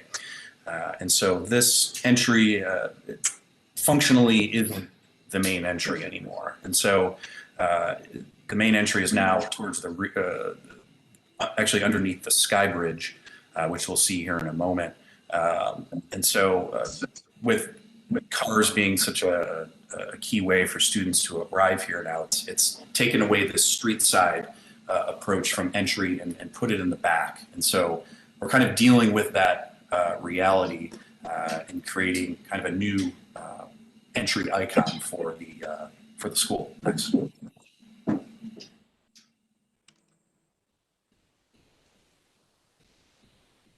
So here, I just want to go over very quickly, just some of the over the feel of the current campus. It's a combination of a lot of different structures, some built in the 20s, some in the 50s, and others in the 60s and 70s. And so this is the approach from Buckeye, which is currently underutilized, and it would in the future be the main procession up to campus for prospective students, administrators, and visitors. Next. It's a very beautiful campus, a lot of old growth trees, and the architecture just kind of blends in with it in this particular case. Next. These are some photos of the Abbey. I'm sure everybody recognizes these bells. It's kind of the skyline of the Buckeye area in Mount Pleasant. Next. Again, just a lot of different architectural styles. You can see kind of the more modernist bell tower, and then the more Romanesque monastery in the foreground. Next. Next. Here you see the football field, home of champions, is the kind of the motto of the school. The state championships they won in sports, that's very appropriate. That's the gymnasium here to the left. Next. This is the Abbey, which was constructed in the 60s. It's got a copper roof, and it is kind of an interesting counterpoint to the other architecture on site. Next. And so here we have where you would arrive at the top of the procession from Buckeye. And so right now, this view is of a utilities building that you see here in the middle of the image here. Those are two overhead garage doors. And then beyond that, you can see the Sky Bridge that connects the two wings of the current school. Next. Here we're looking to the north from the student parking area. To the right, you can see the Sky Bridge, and that is that's the area where the atrium will be placed. These structures were constructed in the 40s, a lot of brick, a lot of stone. So that's something we're both utilizing from a material selection standpoint, but also as a counterpoint to the new atrium. Next. Kind of a zoomed in view of that Sky Bridge. Next. And so again, we're here back with the map, the atrium shown in blue. Next. So of course the procession into the atrium from the south is critical. Next. And then the view back toward the Abbey is something that we wanted to respond to as well. And so we angled that northern portion of the atrium towards the Abbey, so basically facing that as we're entering and exiting from the new atrium. Next. Here we have the floor plans of the atrium. This would be the ground level plan. And so the main functions here are a new south vestibule, which would welcome students on a daily basis, and then the north vestibule, which would welcome prospective students, administrators, visitors, and basically spill you out into a small landscaped and hardscaped area with views of that abbey across the way. And so it's been integrating this atrium into the emergency egress and just kind of the everyday usage of the school itself. Next. Here we have the second floor. So this atrium would connect both wings on the second level. There's an area open to below, and then kind of student pods branching off of this new walkway. Next. And so here we have, we're back to that view at the top of the procession from Buckeye. You can see, obviously, we're looking to make a significant contrast to the existing structures, but we're also trying to fit in. We're using brick. We're matching the exact height, as you'll see in another image, of the wing to the right here, which we think is important. But we're putting in large areas of glass to really have this visual connection between both sides of the campus. In the foreground, you can see the area where commencements could take place and kind of just the turf area of the quad. Next. Here we have a zoomed in view of that northern entry. It's, again, we've got brick, but it's white. We wanted to really focus or refocus the campus here. We think that utilizing this much lighter palette does that. We're looking to add a bit of cover to this entry area. So we have a very thin roof component, and then that matches the exact height of that wing to the east. Floor to ceiling glazing will allow students that are entering from the south to view out towards this area, towards the quad and towards the abbey itself. Next. Here we have kind of an orthogonal view relative to the roof overhang. You can see the entry kind of behind these two gentlemen walking on the heart space. And then a small area of landscape, which we think adds a bit of, or kind of softens the experience up there. Next. Here is the view from the student entry.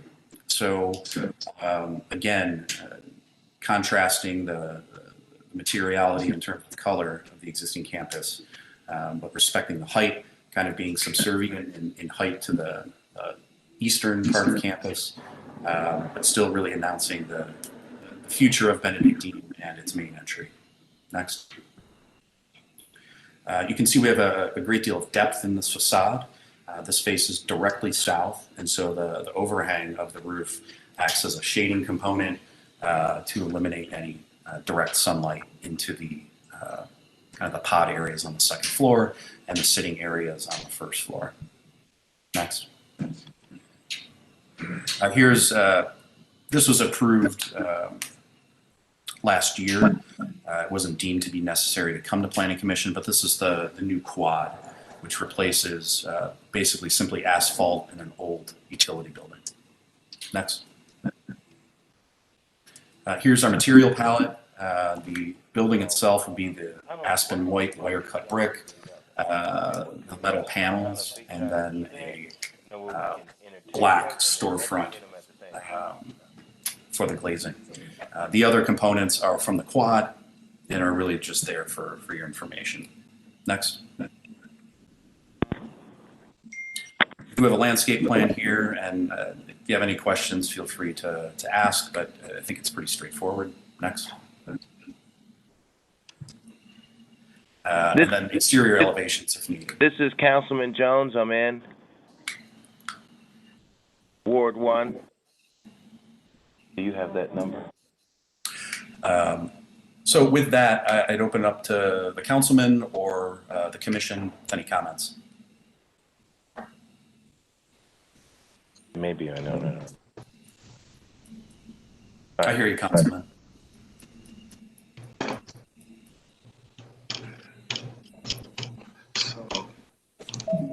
This is Councilman Joe Jones. Go ahead, Councilman. Yeah, I was just touching base. I was finding it very difficult to get passed into you guys. So I wanted to see if you had gotten through the program and gotten to the issues of Ward 1 already.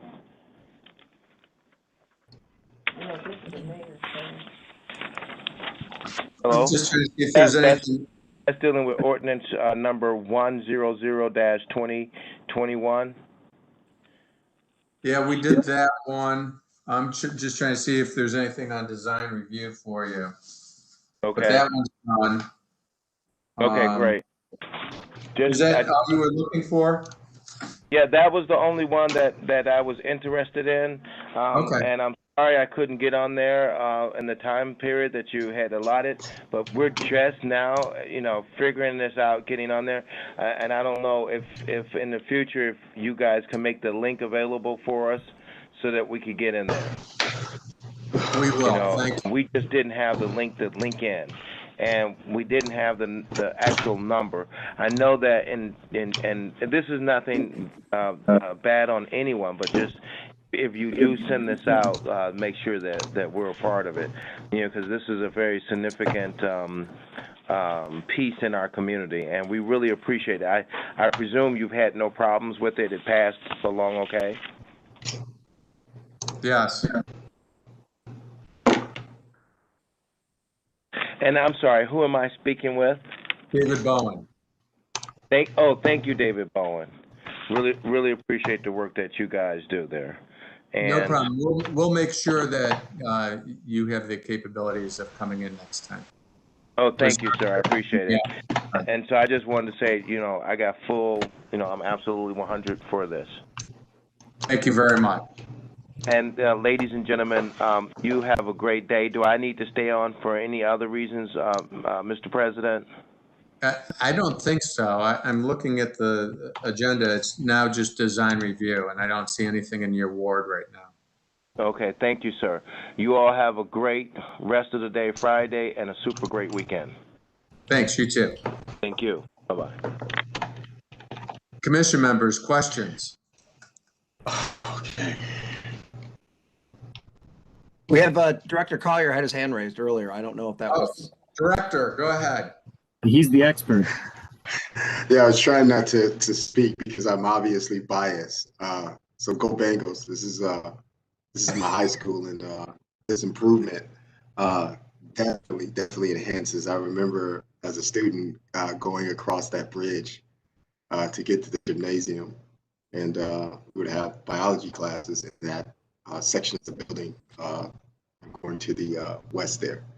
So I think it's a really great enhancement and really good to see this happening. I don't vote, so there's no conflict or anything, but I just want to endorse the improvements that are being made. The white brick, can you just talk a little bit about the departure, or relatively aggressive departure? I think it's a very sleek design, but just want to know why the white brick. Yeah, we wanted to, the school really wanted to make an impact, and they wanted to visually refocus the school. And so, we did have schemes of having a brick that more closely matched the original, but it just didn't really, as you're coming up that Buckeye procession, we needed something that really grabbed your attention. And so, there's nothing in this color palette at the school currently. And so we thought that was a positive. And, the white brick, it is true will be white, but the mortar will be more of a kind of a buff beige color. So and that's something we're kind of tweaking as we go along here. But, the mortar is basically 10% of the facade. So it may even be a little softer in the end.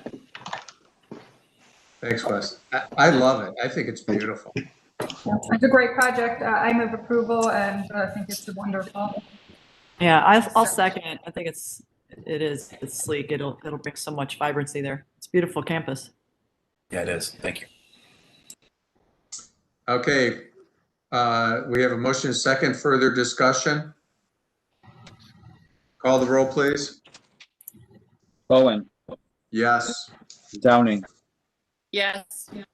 Fluker, Yes. Curry, Yes. Hall, Yes. Slight. Yes. Motion carries. Nice to see you, Wes. All right, you too. I'll see you in a couple minutes. Yeah. Near West Design Review. This is St. Luke's master plan seeking conceptual feedback only. Who's here for this? I think we have Lucas Reeves. Also Jeff Resby from Old Brooklyn CDC. Okay, so Jeff and Lucas, raise your right hand, please. Do you solemnly swear to tell the truth, the whole truth, and nothing but the truth, as you shall answer under the penalty of perjury? I do. Thank you. Go ahead. Thank you, Mr. Chairman, and committee members. As mentioned, we are here this morning seeking conceptual review of our St. Luke's project. We're presenting 4 different development scenarios for you, all of them relating to a 100-plus-year-old church and surrounding properties at the corner of Memphis Avenue and Pearl Road in Old Brooklyn. These sites are essentially at main commercial district. They represent the heartbeat of residential life and business activity in our neighborhood. An OBCDC-led project here ensures community involvement and the selection of the right future development partners. Our hope is to ultimately realize an impactful and transformational project that's in line with our mission and vision for a healthy, thriving community, and thusly securing the next 100 years of activity on the site. A little bit of background in terms of OBCDC's involvement in the project and the process we've undertaken to date. The St. Luke's Church itself was abandoned by the United Church of Christ in 2014. The congregation having worshiped there for well over 100 years. The property was listed for sale in 2015. OBCDC supported efforts throughout 2015 to seek a new user or a developer for future projects. Site challenges and building conditions made for future development challenging. And subsequently in 2016, they decided to turn off utilities in the building, causing further deterioration of the property. In August of 2019, OBCDC contracted through the Cuyahoga County Land Bank to accept the property as a donation. In January of 2020, the Sacred Landmarks Commission was engaged to make an assessment of the building conditions, as well as various third-party groups and engineers that we had walk through the building to make their assessment. Once we were able to get the Landmark Commission report back, they described the building as being in very poor condition. Based on their recommendations, OBCDC hired contractors to securitize and stabilize the building assets. In April of 2020, we engaged with our neighbors to the north and west, that's the Pearl Road United Methodist Church, to discuss their future in our neighborhood and have had ongoing conversations with them.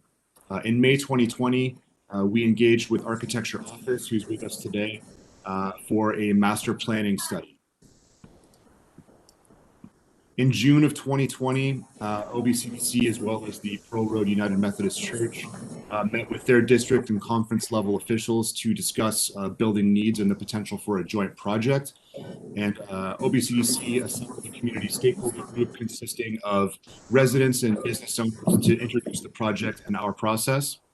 Once the master plan study was completed by Architecture Office in November of 2020, presented to a community stakeholder group, as well as the Old Brooklyn CDC board.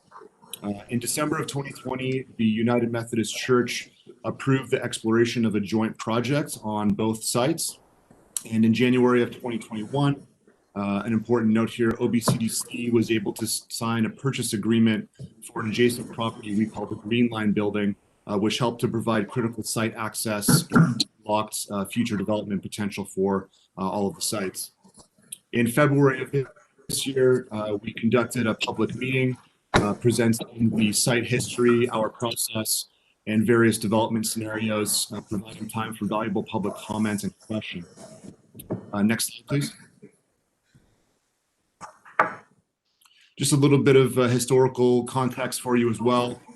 In 1895, the original Pearl Road United Methodist Church was built. Unfortunately, it eventually burnt down.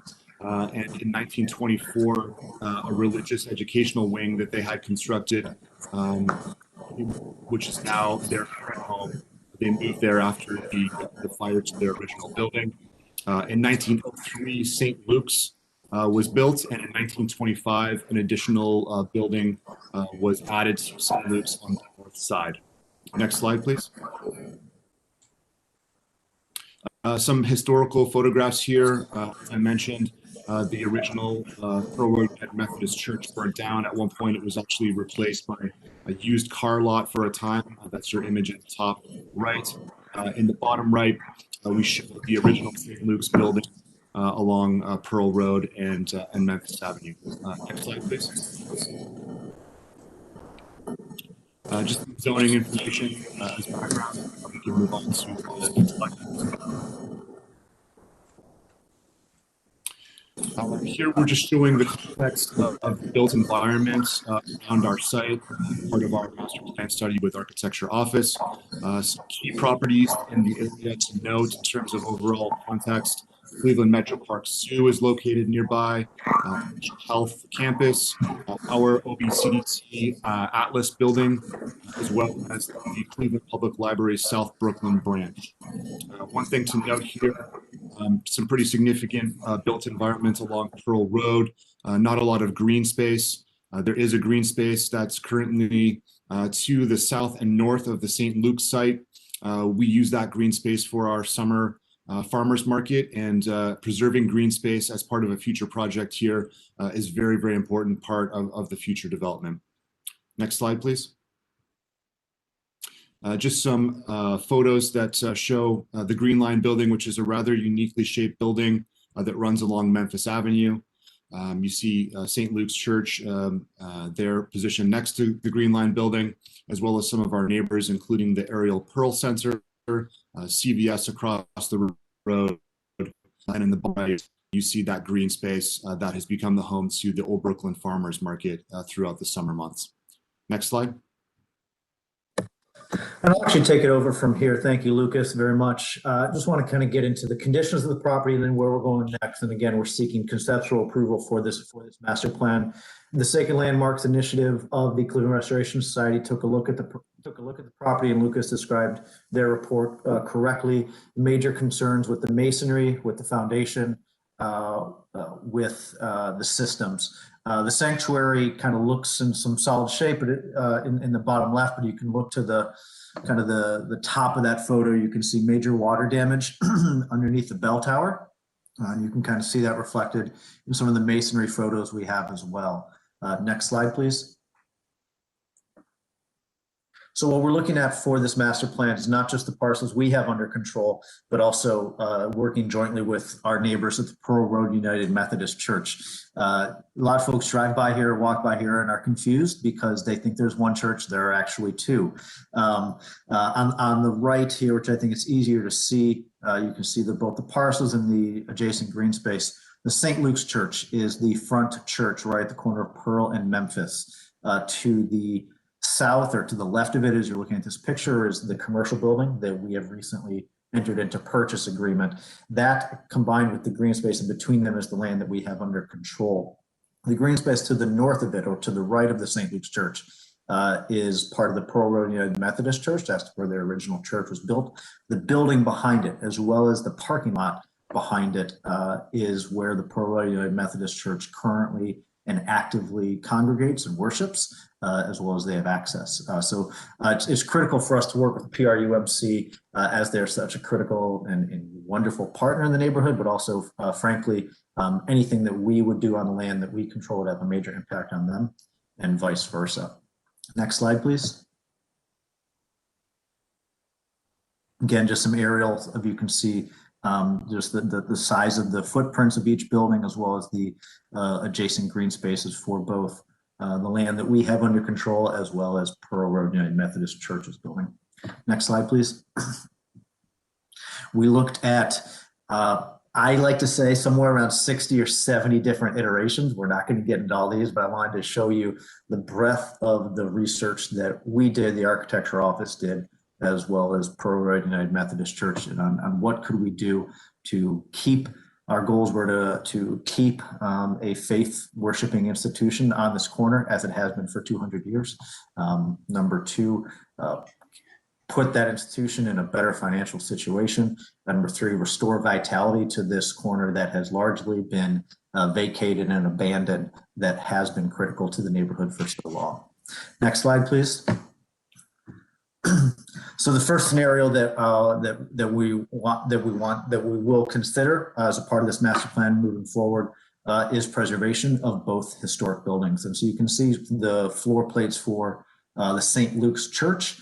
It is not the most easily reusable building. The basement, although we note the square footage, has some major problems. There's no poured foundation, and because it's been vacant and no utilities for 5 years, I've actually had staff fall through the floor because of the amount of condensation and deterioration in the basement, not to mention the mold. The sanctuary is on the southern half of the property, and then the northern half of the property, it was an education wing that were added in 1925. Next slide, please. So if we are able to maintain all the buildings, we are able to preserve the buildings. That was really exciting news from the Sacred Landmarks Initiative. The challenge with doing that, but we will pursue it, is that it's a significant financial hurdle, because there are not many uses that could financially pay for the amount of rehabilitation that's needed for each building, not to mention the systems and the ADA upgrades that are going to be needed, particularly in the St. Luke's Church, which is something like an MC Escher painting in terms of the number of stairs that it has. But that is the first scenario, and that is something we will pursue. Next slide, please. This second scenario that we will look at provides a lifeline to our neighbors to the west at the Pearl Road United Methodist Church, and addresses the ADA issues, or partially addresses the ADA issues for the St. Luke's Church, by building basically an ADA elevator shaft in between the two buildings that would connect the two buildings. It's a really ingenious ADA solution. Unfortunately, it still leaves the economic challenges to OBCDC for both the Green Line building and the St. Luke's Church. But again, that is the second scenario that we will pursue. Third, next slide, please. The third one, and Mr. Rulins, if you want to kind of slide through these, there's 4 or 5 different viewpoints that I can kind of talk through, that's fine, would be a mixture of preservation and new construction. This would be a scenario in which we would be able to preserve the St. Luke's Church, preserve the Pearl Road United Methodist Church, but likely demolish most or all of the Green Line building and build around the rest of the corner. You can see in the, if you want to stop right there, Mr. Williams, that's great. In the back, the Pearl Road United Methodist Church would become part of a larger development. The church would shrink its footprint into the northern half, or northern 40% of its building, the part that is red, as their congregation has shrunk dramatically since 1924 when they moved into that building. They no longer need the large campus. The rest of their campus could be moved into a mixture of preservation and new construction for housing of a variety of income types. And then that would allow the front, that could potentially drive revenue, that would allow the front spaces in the Green Line building and the St. Luke's building to become a mixture of retail or community uses with some residential in it as well. This maintains Pearl Road Methodist Church's access to Pearl Road and sightline to Pearl Road, which is incredibly important to them, and we value that. It's a really important green space. It adds more green space that could be creatively used in a courtyard in the center of the housing development. And as I mentioned, it maintains the St. Luke's Church. Next slide, please. The last one would be a comprehensive redevelopment. Again, Mr. Williams, if you want to slide through the next 3 or 4, that's fine. This is similar in the sense that the Pearl Road United Methodist Church in the back would be maintained. The congregation would shrink into a smaller component of their footprint, turning over the rest of the building to a development that would largely be housing, again, to a variety of income levels. But this would be a scenario in which both the St. Luke's Church and the Green and the what we call the Green Line, the smaller commercial building, would be demolished and replaced with new construction buildings fronting Pearl and fronting Memphis. You're keeping a similar structure, you're increasing the massing, and frankly, it'll probably come down to a conversation of what is possible from a development perspective.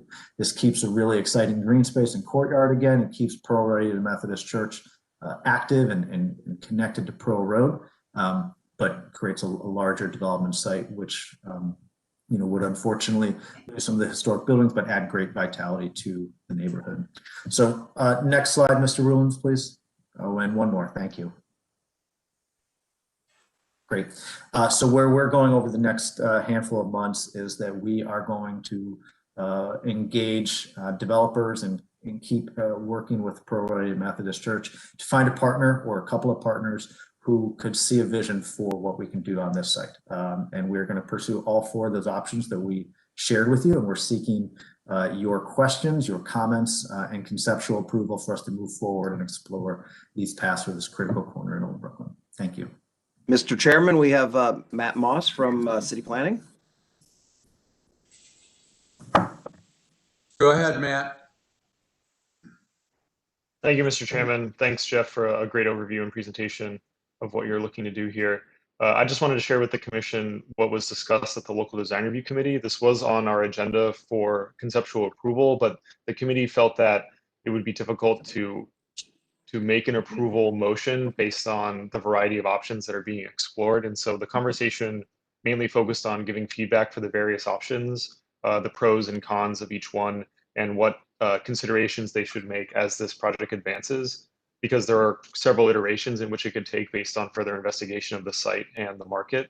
We did also talk about the ongoing West 25th Connects plan, which is a transit-oriented and bus rapid transit planning process being conducted right now with RTA and Stantec as the lead consultant.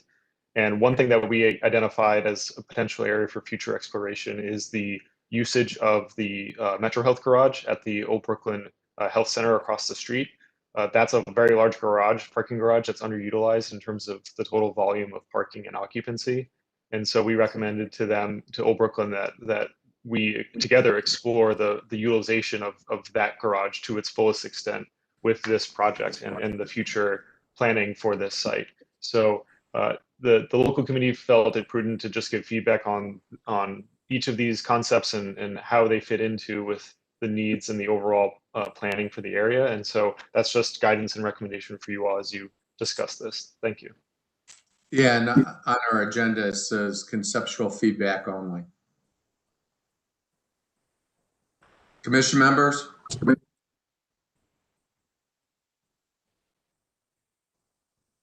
mean, I'll just say it's an incredibly important site and set of assets, and appreciate the early presentation.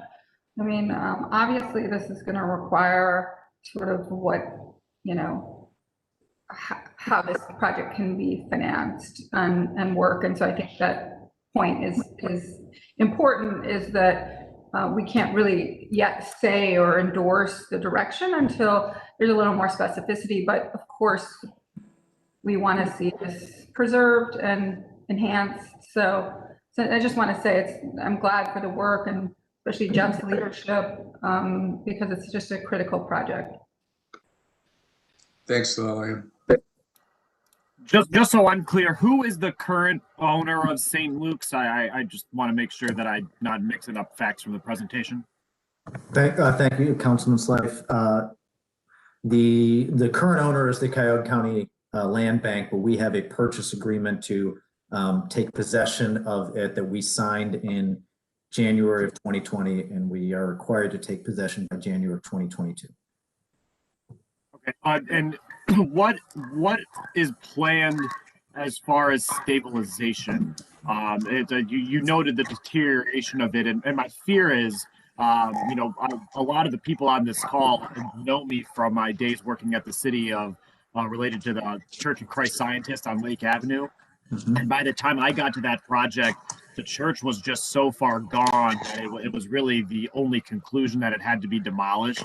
And then what, from my experience from that, was that we lost the opportunity along the way to stabilize the structure. So I'm just wondering, I would hate for this to turn into that scenario and the demolition becomes the only viable option, but it sounds like that could be the trajectory. So I'm interested in what we're doing to kind of cut that off at the pass. Yeah. And it's such a beautiful building. Again, thank you, Councilman, for the question. We have stabilized it to the best that we can. Unfortunately, the utilities were turned off in 2016. And while the church was still trying to sell it for an unholy sum, when it was eventually donated us to in January of 2020, that was 3.5 years of no utilities. We invested well over $10,000 in stabilizing it over the last year. Windows, roof, it is clean. It is a tight, secure envelope at this point. But when you're securing an envelope that has been leaking for 3.5 years, I can't say it's perfect. It's not a local landmark, is it? It is not listed. Okay. I would like to I have a question for Matt Moss, Mr. Moss. Yes. Oh my God. I just got up, took the dog in the front yard. Sorry. There's someone. I muted her. Go ahead, August. I would have a question for Matt, or a recommendation. Perhaps what we should be considering here when we see this again is an approval of a master plan. Then, and if this is phased over time, maybe you come back for subsequent approvals. This is just a thought. What do you think, Mr. Moss? Yeah, Mr. Chairman, to Commissioner Fluker, I would agree that I think that's the trajectory it's going in. There are a lot of options here that the team is exploring, and I think what we weren't sure about yet at the local committee level was if any of these options, if the committee and again, if you all, the commission, felt that any of these options were perhaps superior or inferior in terms of being compatible with the district and the overall planning goals we have, for the city. Like I said, the reason why I mentioned the West 25th Connects plan is one key component of that plan is to increase density along the transit corridor in order to then support that transit investment.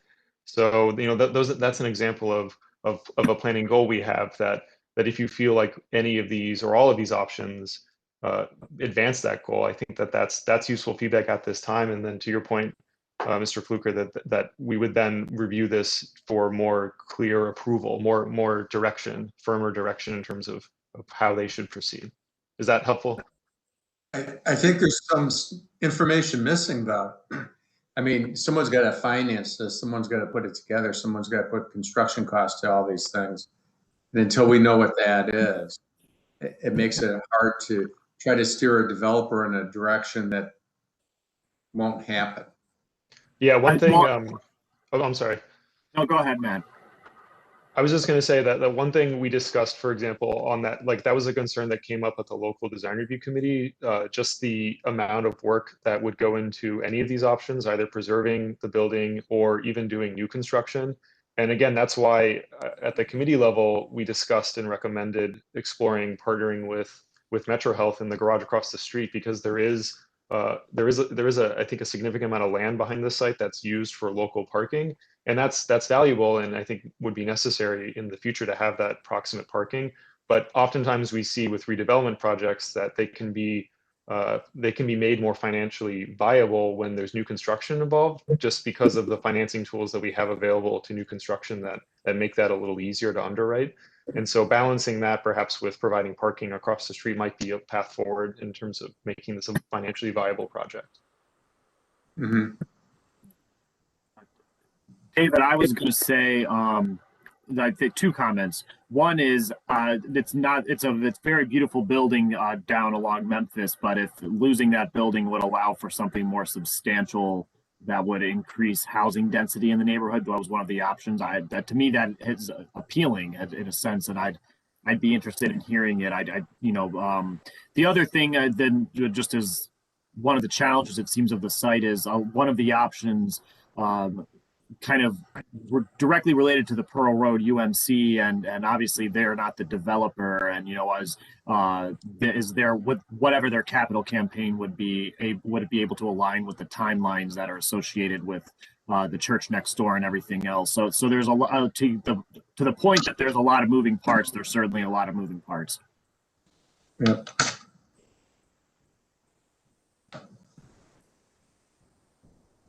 Anyone else?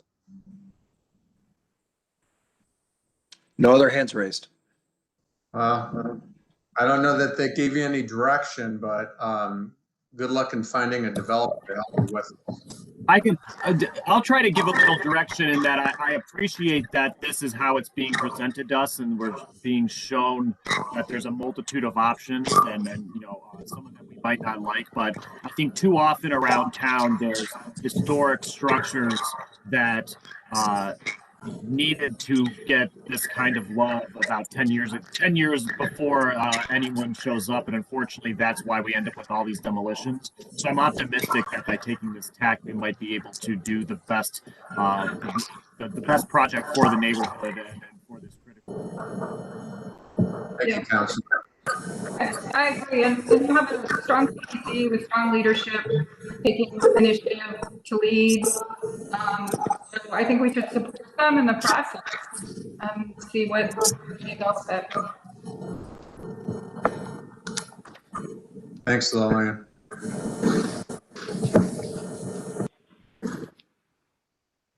Is that it? Well, good luck to you. Thank you very much. Thank you.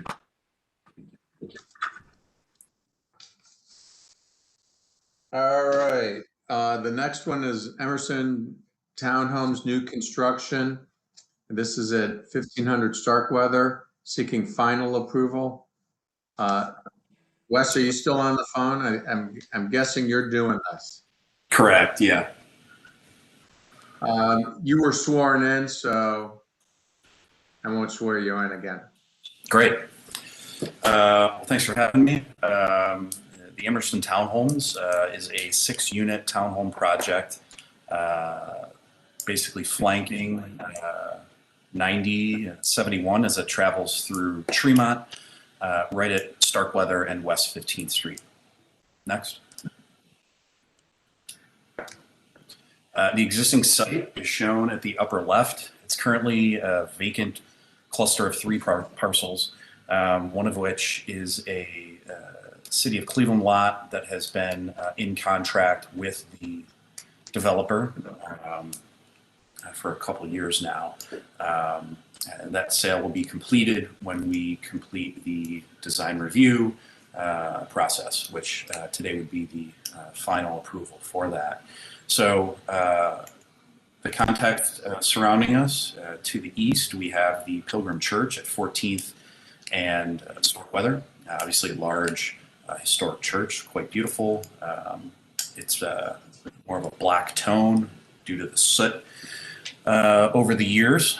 At the bottom left here, we have the existing context on the northern side of Starkweather, a couple duplexes, and then another church at 14th. At bottom right, we have a view down West 15th Street, which is a very narrow street, and it's a mix of duplexes, single family, and then a large 4-story community structure, which is at Howard Avenue and West 15th Street. You can see it at the middle right. Next. Here we have the parcel layout as it currently exists. These would be combined into a singular parcel and then split for these 6 for-sale townhomes. Next. Here we have the proposed site plan with setbacks. This site plan was laid out so that this meets the townhouse code in every instance, which has allowed us to, to easily plan for the development of this site. We went through the neighborhood process, which completed yesterday at Tremont West Economic Development Committee. The setbacks are pretty standard for this sort of project. We have a 20-foot driveway, which serves the 2-car garages of each unit, That curb cut would be new, and it would meet the zoning code, and it would be 10 feet in width as it before it aprons out to 15th Street. The two units that face Starkweather are roughly 1,968 square feet, and then the units facing 15th would be 1,600 square feet.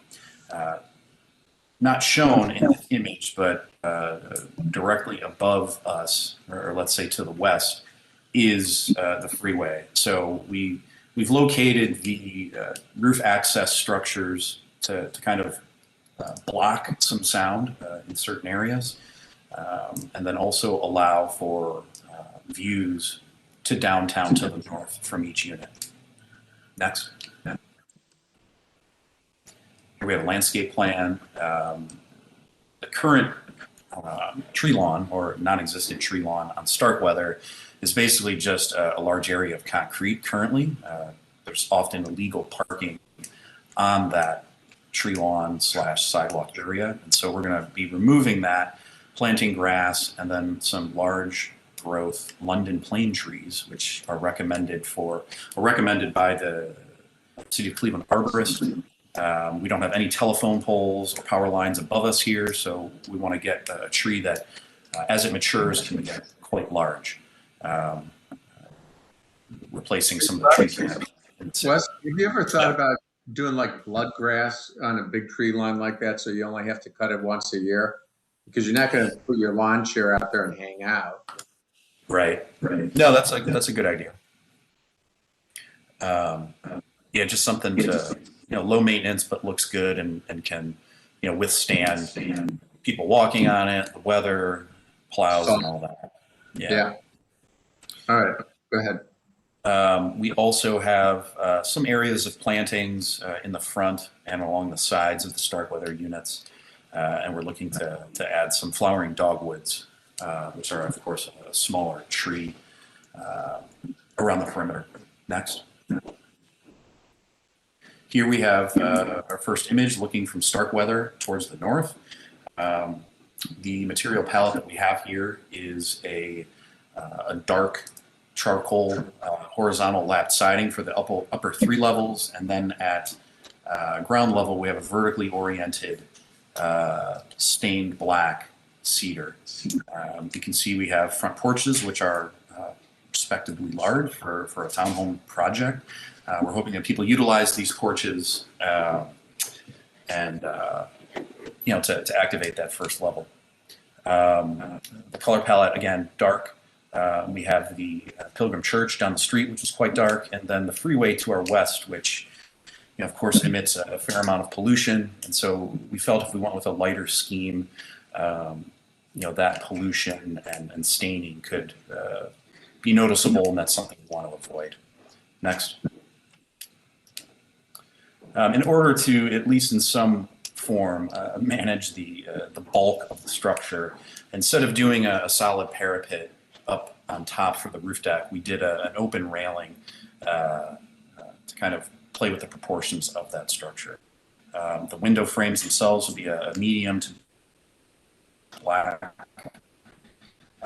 You can see the verted wood siding on that first floor to kind of, at least from a texture standpoint, break up the overall mass of the building. Next. Here we have an elevated view looking at the West 15th Street units. Very similar design and palette as the Starkweather units. Since it is quite a tight site, we had to turn the stairs, so you're entering, the front door is actually perpendicular to the street. So we do have small stoops there, which meet the zoning code, but then we also designed vertical elements there to at least give some sort of privacy, I suppose is maybe not the right word, but a bit of a buffer from the street and the sidewalk. Next. Here we have a view from 15th. You can see those vertical elements at ground level and the front doors to those units. Next. Here's an elevated view showing the proximity to the freeway. Noise, pollution are are a significant thing here. So we're beefing up the insulation on the western facades and using triple pane glazing on those facades as well. Next. Just another view from Starkweather. Next. You could skip through these interior renderings. Thank you.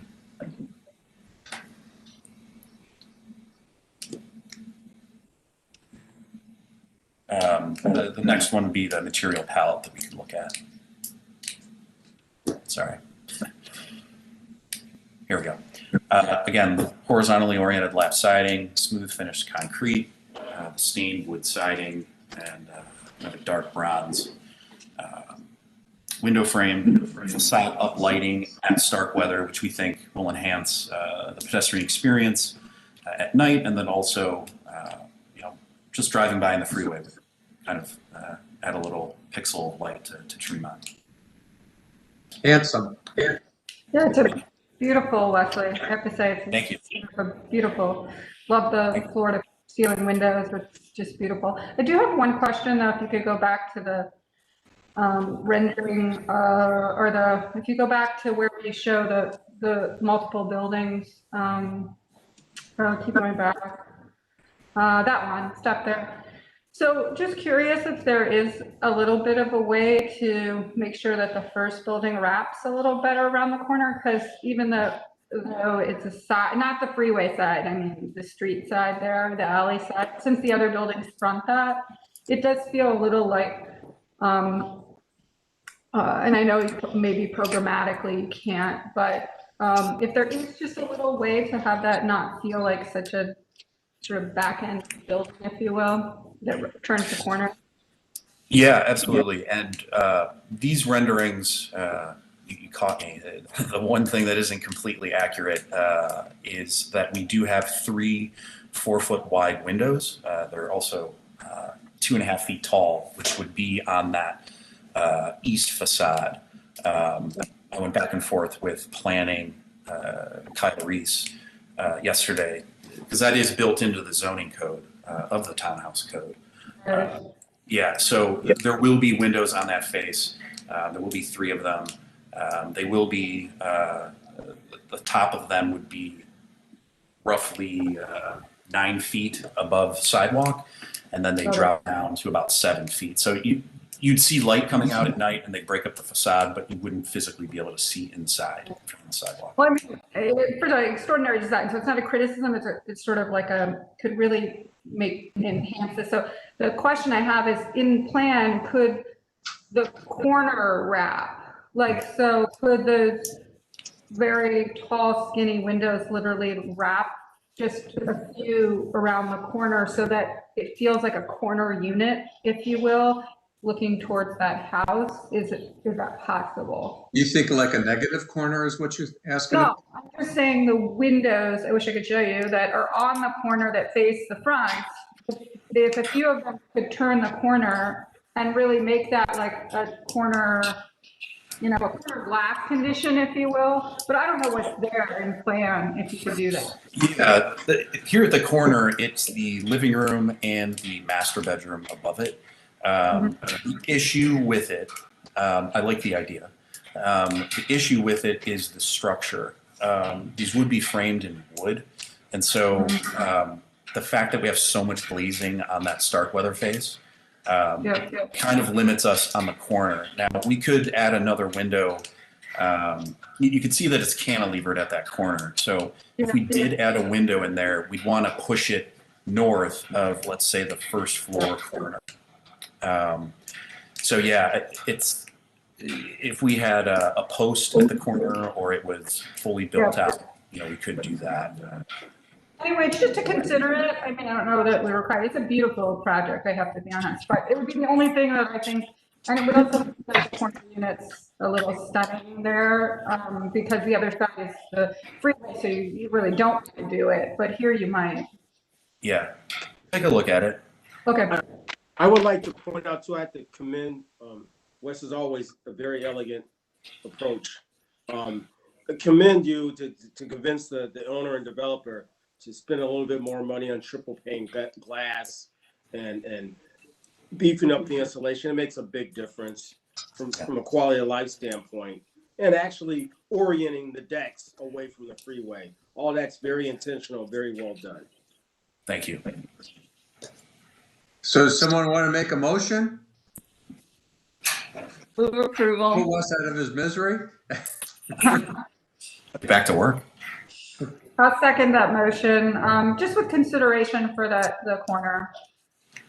Okay. I agree. Mr. Chairman, we do have Khalid from Tremont West. I wasn't sure if he wanted to make any comments.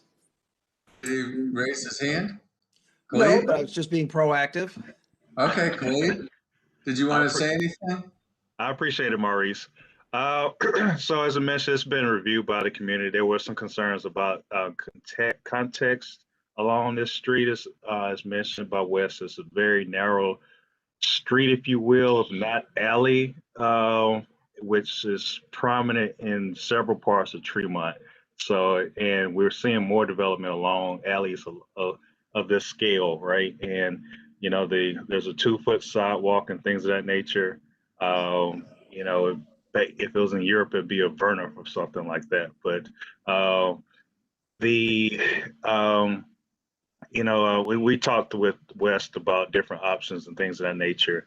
But you know, we're comfortable. It's been voted on by the Economic Development Committee and supported.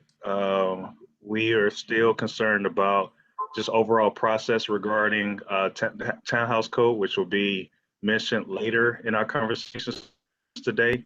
And we're partnering with Ohio City on some of the concerns they have, and based on the number of projects that they've been experiencing. We haven't had the slot houses that they've had, but as far as the wait process, which in this case was required, but making sure that it's that the community input is there, and quality and community input, and then also the design of the units and how they respect the current environments that they're going to exist. That's it. And thanks, Maurice, for allowing me to speak today. Thank you.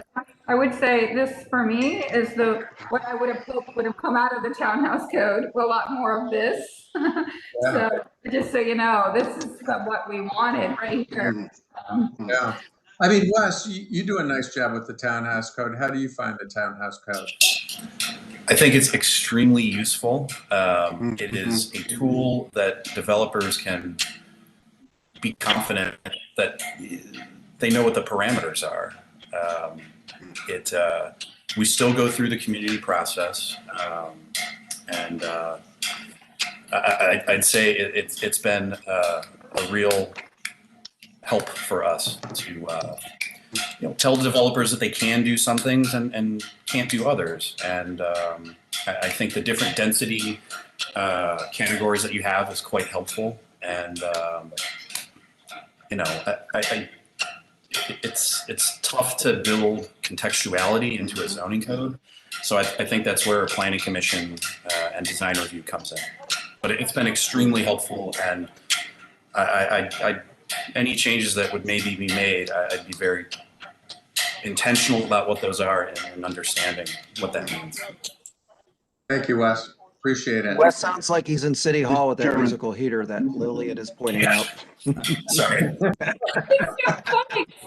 It's like playing an actor. We have the same issue at City Hall. Sorry to interrupt. Go ahead. All right. So we have a motion and a second. Further discussion? Call the roll, please. Bowen, Yes. Downing, Yes. Fluker. Yes. Curry, Yes. Paul, Yes. Slight. Yes. Motion carries. Next will be the Greater Cleveland Food Bank Facility, new construction. This is at 13815 Hoyt Road. Who's here for this? Councilman Polensek is here. I never thought it would happen at the rate we were going today, but we're here. If you'll give me 1 second, Okay. they have a different presentation that I need to open up, and I'll get that up there in a second. Who else is here besides the councilman to speak? Robert Clem with Robert P. Madison, and I hope I still have Kathleen from Knight and Stoller with me. Okay, so everyone except for the councilman, because he was sworn in to get his position, I need to swear you in. Raise your right hand. One You other solemnly person, one other person, Dwayne Brake from the food bank is with us too. Okay, so if you all raise your right hand, you solemnly swear to tell the truth, the whole truth, and nothing but the truth, as you shall answer under the penalty of perjury? I do. All right. Is this the right presentation? Yes, it is. Okay, go ahead. All right, Dwayne, would you like to introduce the project? Sure. Thank you, Robert. Good morning, everyone. I'm Dwayne Brake with the Food Bank, and I'd just like to take a minute to share a brief background on our organization. The Greater Cleveland Food Bank has been growing and evolving for over 40 years to ensure that everyone in our communities has the nutritious food they need every day. Since before the pandemic, the food bank has begun operating at maximum capacity to distribute food directly, as well as through our network of partner agencies. The coronavirus pandemic has heightened our community's need. More new families are turning to the food bank for support, and others are close to needing the services of the food bank. This organization is uniquely positioned to continue leading the fight against hunger, but needs to expand to meet the current needs and innovate solutions to help end food insecurity in the long term. We're pursuing a transformative capital project to expand distribution of healthy food while also creating space to address the root causes of food insecurity. I just want to thank everyone for your time. And Robert, I'd like to turn it back to you. Great, thank you, Dwayne. If we could go to the next slide. I'm going to start big picture and whittle us down into the site itself. But our site location, and you'll see these street names over and over in the presentation: Coit Road, East 140th, and Aspinwall. If you know the history of the site, it's the old Fisher Body Plant. It had a long history on that site. And then we are bound on the west side by a current running CSX train line. So that's our neighbor on the west. Relationship to where the existing food bank, we're around East 140th. The existing food bank is East 152nd and right off the highway. So it's maybe a 7-minute trip by car from one site to the other. And as you understand, the old food bank is not going away. This is in addition. This is the need that is growing in this community. So we can talk about the fact that there are highway exits at East 140th. There is one at Eddy Road, but we imagine most of the truck traffic would be East 140th or even East 150th and coming down that way. Our site is actually served by 2 dead-end roads, Aspinwall and Coit Road. They both dead-end. Aspinwall at our site near the railroad tracks, and Coit Road does not go through 90. So we have those 2 items on our site. Next slide, please. Just once again, I've rotated the site a little bit on you, but you can see Coit Road at East 140th. This is the old Fisher Body Plant. Where East 140th is, that's the kind of area that was taken over by the Jobs Corp facility. So they now, there's structures there. But the rest of the site, everything else was knocked down. It's gone through extensive remediation. The land does have a no further action letter. But even with that letter, we have found that doing our soil borings and whatnot, it wasn't necessarily perfectly backfilled for a new facility. So there are some challenges with the site, but we're working through those. Next slide, please. Just to get us in so that when I go back up to the contextual area photographs, you'll understand. But Coit Road at the bottom, East 140th on the right, Aspinwall at the top. At the lower right, you can see the Cleveland Job Corp Center. That was built some time ago. We do have a little bit of neighborhood to our east around Maxell and Topeka Ave. There is a very nice park in Topeka Park right there at the upper north end of our site. Our neighbor directly to the north is Collinwood Bioenergy. This is an interesting group. They take food waste and turn it into energy. So naturally, with a food bank as your neighbor, with a production kitchen and some food that does not necessarily always get out and used, it's kind of a nice relationship between these two. Next slide, please. All right, so now you can see the context of what is there today. It's been used for quite some years as you know, a dump for soil, whatnot. Independence Excavating had been using it, coming in and out with trucks. We do have a large residential to the east off of 140th there, but the surrounding neighborhood to the west is the railroad tracks and some industrial yards. Next slide, please.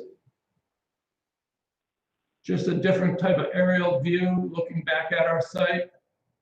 Coit Road, which dead ends down there at the I-90 area.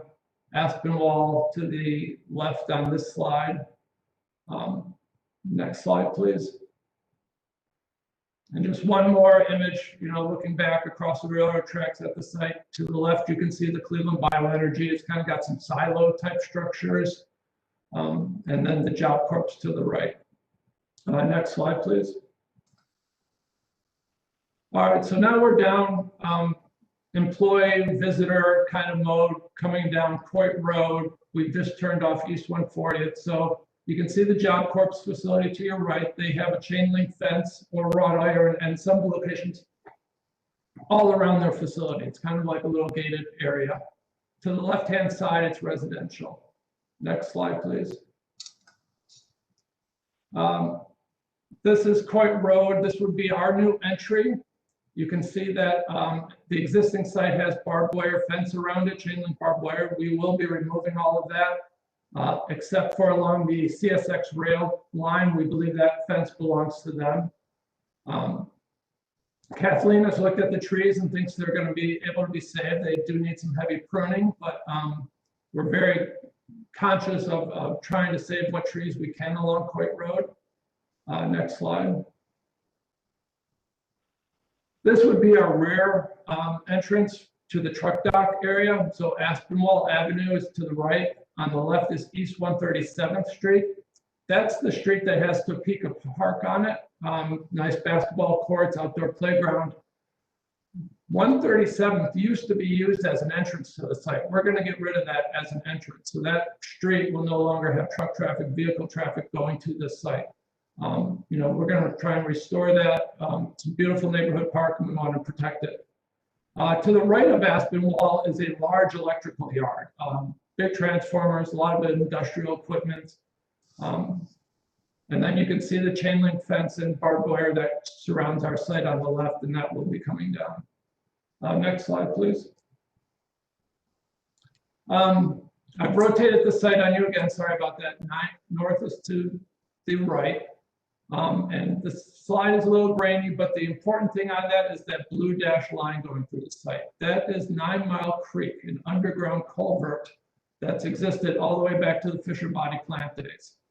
So that underground culvert kind of bisects our site and was very big, important decision on how we placed our building. Next slide, please. Kathleen, if you're still with me. Yes, good morning. This is just a very preliminary look at where we would place trees on the site. If you look at the site starting at the Coit Road entrance, we would maintain, as Robert mentioned, we'd like to maintain the existing honey locust, and then coming in the driveway, we're looking at lining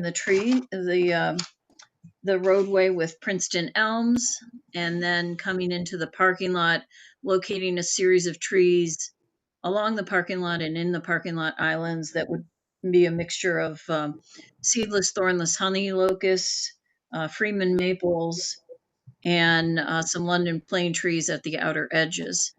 We have also some opportunity for trees on the next parking lot to the south, where we do a similar mix of Japanese Okova, Freeman eye maples, locusts, and then in the green space between the parking lot and the neighbors, we were looking at a mixture of yellow buckeye trees, river birch trees, and white and Norway spruce.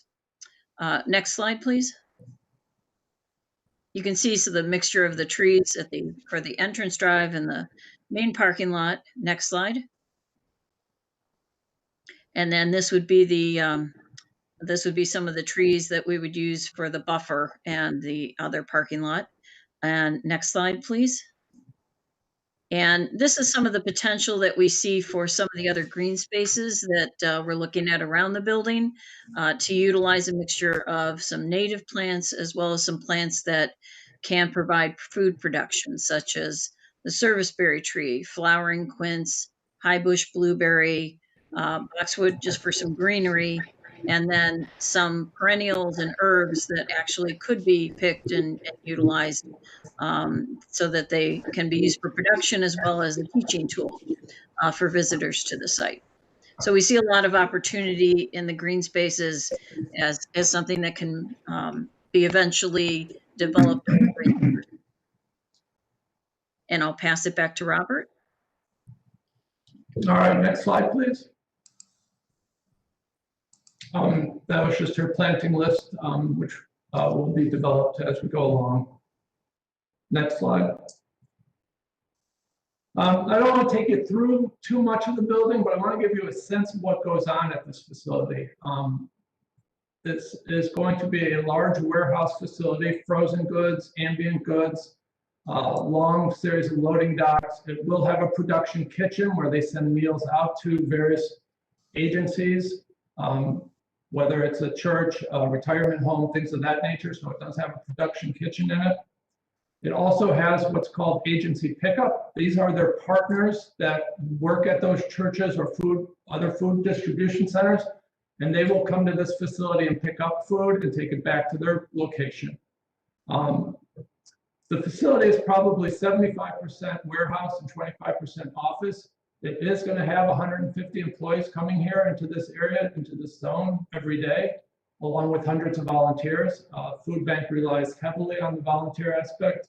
Probably most of us have been in there once or twice volunteering already. Next slide, please. Building sections at this point, schematic, but understand it's a 40-foot tall building.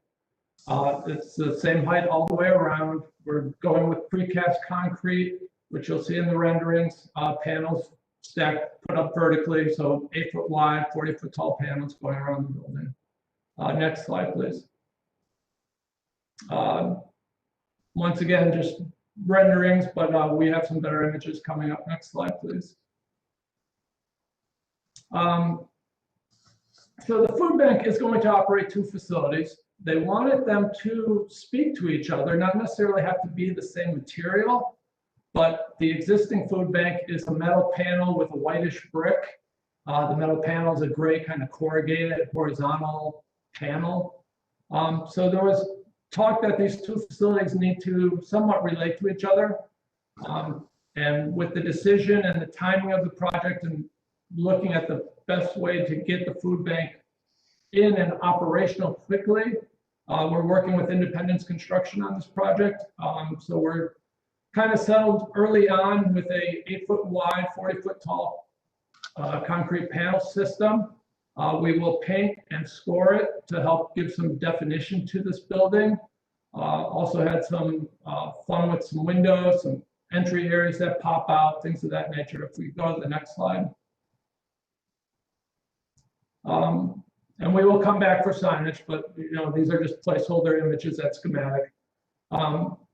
We're trying to present this as a warm, inviting space. The food bank relies, like I said, on numerous volunteers that come to help and support.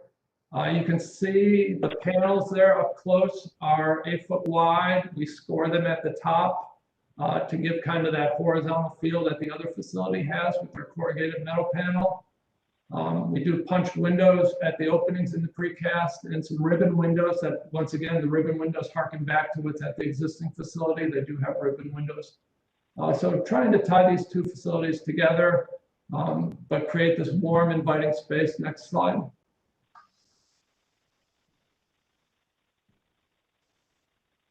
Sorry, next slide. Oh, there we go. Just a different angle. You can see some of the opportunities for plantings in the front that Kathleen was talking about. Some landscaping, interesting things that she brought up about, you know, something that is edible plant. Next slide, please. Another component of this facility is that they do take donations. If your mom, dad, small store that has product that's going to go bad, the food bank will take that product. So we have a drop-off area for food donations. Next slide, please. Just a roundabout to make it easy for food donations to happen. Next slide. The rear of the building, the north end that faces Collinwood Bioenergy, is our loading dock side. It's, I believe, 22 doors. The traffic right now anticipated, and Joanne might correct me if I get this wrong, but their daily run is about 10 to 15 trucks. So it's I think I said that right, Joanne? That's correct. Yeah. So and that activity mostly happens in the morning. Next slide, please. Just a different angle. We're going around the loading dock side, some dumpsters that will face the Collinwood Bioenergy. They're even in talks about having a container on their site that would store their food waste, and Collinwood Bioenergy would drive over and pick it up. So we're having those conversations right now. Next slide. This is what I called agency pickup. We call it partner pickup. This is where the church groups would come, retirement homes, things of that nature, and would pick up their orders of food. Next slide, please. Just a corner image. Once again, you're at the kind of the agency pickup side. We also have a small outdoor plaza there for right off the employee break room. So a nice little space to get out, get a retreat on the nice Cleveland days. Next slide.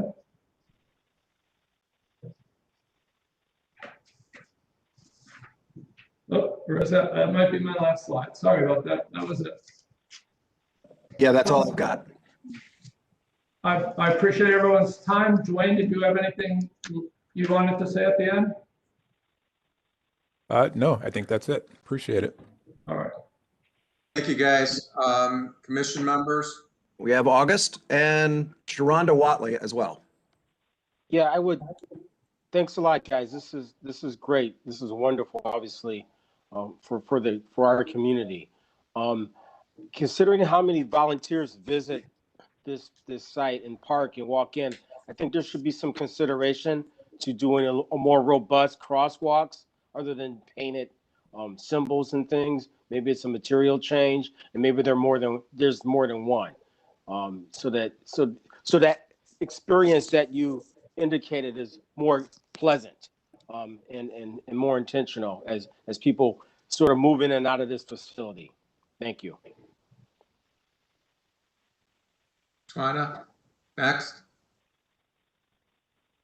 Hi, everybody. Good morning. My name is Sharonda Watley. I'm the neighborhood planner. And so this project did go to design reviewers earlier this week. And so it did receive a recommendation for schematic approval. There were 2 comments from the design review committee. One was to potentially add maybe some side doors onto the main entrance so that it's easier for folks to get in as they are parking along the side of the building. And then also the other comment was to potentially think about consolidating some of the parking. They were very intrigued by the idea of having growing food on the site or having some sort of food production, fresh food production. And so they thought that potentially that northernmost parking area would be a good place to consider having additional space to grow food and herbs and things like that. The chairman, a question to the food bank. I should have asked it at the beginning. Does the Cleveland Foundation have a capital grant into this project? I'm sorry, you cut out. Could you repeat your question, Lillian? This is to the food bank representatives. Do you know if the Cleveland Foundation is providing a grant or capital to the project? The Cleveland Foundation will be approached. I don't believe they've been approached as of yet, but I would have to defer and get back to you on that exact question. Just out of abundance of caution, my preference is to abstain. Okay, thank you, Lillian. Mr. Chairman, we have Director Collier. Director. Yes, real quick, I just want to highlight two things because this is such a significant site and really, great use and building.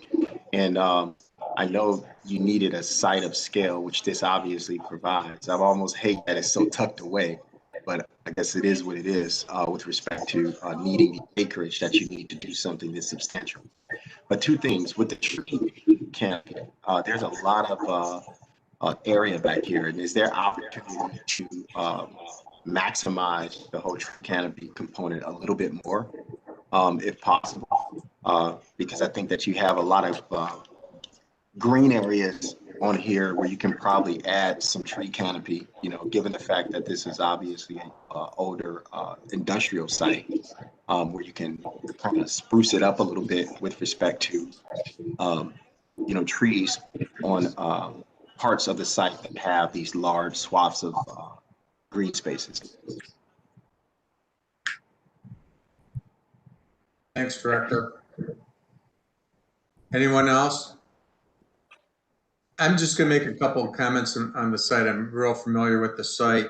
I'm sure you have a certified professional helping you because they go through the VAP program, and you need to make sure that you follow the O&M plan because managing the soils is where you can run into trouble or additional costs.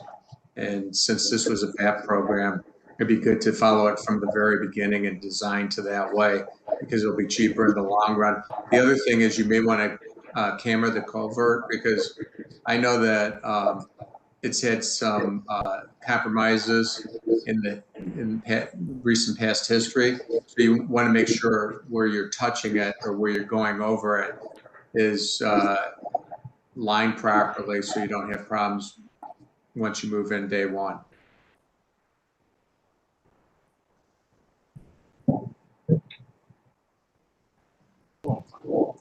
I guess I will move to approve with amended suggestions from planning staff and the commission members. I will second. Councilman Polensek, I have a comment. Go ahead, Councilman. Well, Mr. Chairman and board members, first of all, I want to thank you for this opportunity today. The Greater Cleveland Food Bank is very special to me personally and to our great community for the work that they have done.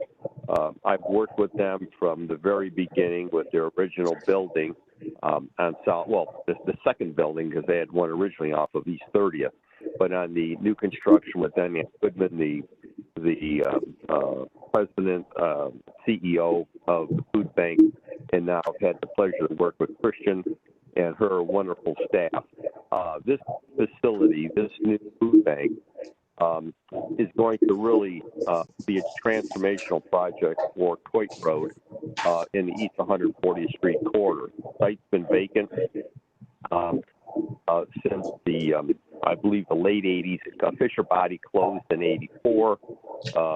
There was some time afterwards it was demolished, and there's the site at basically a dump site until the DiGeronimo family came in there and secured the property from Forest City, and then started the cleanup and grade and do all the infrastructure improvements that are needed. Obviously, this is a very big building, 198,000 square foot, and on 18 acres. One thing they did not say that they're going to hire and approximately 60 individuals to work this site with the starting wage of $15 an hour. That's something that's very important to me, to our community. I can't say enough good things about the food bank. I have volunteered there myself. I've contributed personally to them. I put them right up there with the Salvation Army and other agencies that are working diligently. And I will tell you, everyone who's listening, when I contributed funds years ago to help with the construction award allocations, which, as everyone knows, is very precious and very dear to members of City Council, when I donated award allocations to the site on South Waterloo Road, I would have never envisioned the demand that would be placed upon them. Never, ever. But with COVID-19, people being at work, families losing their jobs, and then volunteering myself to work at the municipal lot to pass out food. Just working one of those events would tell anyone how critical this food bank is to not only Cleveland, but the Northeast Ohio. So I am here to support them 110%. I am a leader for the food bank. I can't say enough about the leadership, the staff, the board, and I'm looking forward to the construction of this new building as the community is, and then the repurposing and the new activities that take place at their existing site on South Waterloo Road. This is a win-win for Cleveland and the greater Cleveland community, and I'm here to do everything I can to see this project move as quickly as it can. So it has my 110% support. Thank you. Thank you, Councilman. Any other further discussion? We have a motion second. Michael, call the roll, please. Mr. Chairman, I did not get the second. Downing, second. Thank you. Bowen, Yes. Downing, Yes. Fluker, Yes. Curry, Abstention. Hall, Yes. Slight. Yes. Motion carries. Good luck. Looking forward to seeing you soon. Thank you very much. Thank you all, board members. So now we have Park Place Townhomes, new construction seeking final approval. This is on West 73rd Street. Who's here to speak to this one? You have Mike Maroos. Mike. Jeff Foster from Beto Architects. Jeff, how are you? Could you please raise your right hand? You solemnly swear to tell the truth, the whole truth, and nothing but the truth as you shall answer under the penalty of perjury? I do. Go ahead. Well, good afternoon. Thank you for hearing about our project today. It's been a nice long morning. We appreciate all the projects going on in Cleveland. We are here today for final approval. As stated, I think the agenda had a mishap seeking, I believe it was schematic approval, but we are looking for final approval on the 25 units at Battery Park. We had our Far West meeting on Wednesday and received approval on the updates that was requested on the meeting 2 weeks ago. And today we're looking to get this final approved and move forward. So Jeff's going to go through the updates that we made, which were pretty minor, and we'd like feedback. Super. Go ahead, Jeff. Thanks, Mike. Thanks, David. So the project is very similar to what you saw a couple weeks ago. The layouts of the units, the positions on the sites, the basic design. A few of the tweaks that we had from Far West Design had to do with some material placements, a little bit of articulation on the ends of some of the units, and some of the placement of the landscaping. Kyle and Adam have gone through the townhouse. We're also utilizing the townhouse overlay with this, and they've gone through their compliance sheet, and there's a few tweaks that we've made on the site plan as well to reflect that. So if you want to go to the next slide. From a site planning standpoint, a few of the tweaks that we had made was adding some fencing and some screening at the end of the drive lanes in compliance with what the townhouse overlay is looking for. We are showing some street trees along 73rd. I know there was a little bit of discussion at our last meeting with you whether those should be there or should not be there. For now, we've got them shown there, so that we can obviously continue that discussion farther. Next slide. Landscape plans, I'm not going to take you through this. There's really no substantive changes for these. Next. Next. Next. You want to flip through till you get a pretty picture. Plans haven't really changed. Yeah, we like pretty pictures. Yeah, pretty pictures are better than these. These are boring. But keep going. There we go. So the only really changes that you've seen on this, we've simplified some of the color schemes along with our awnings at the front doors. We've created a little more uniformity where our units turn the corner. We've got the metal siding that's at the end of the building D that you see up towards the top of the page. We've tied in the color of our flat Cronus band panels with some of the corrugated metal. Other changes had to do with how we're turning the corner on our building D, which is in the lower right-hand corner. So we projected out the ends of those buildings just so that we have a nice clean articulation when you turn the corner. Aside from those changes, there really isn't anything else different than what you saw last time. Commission members, questions?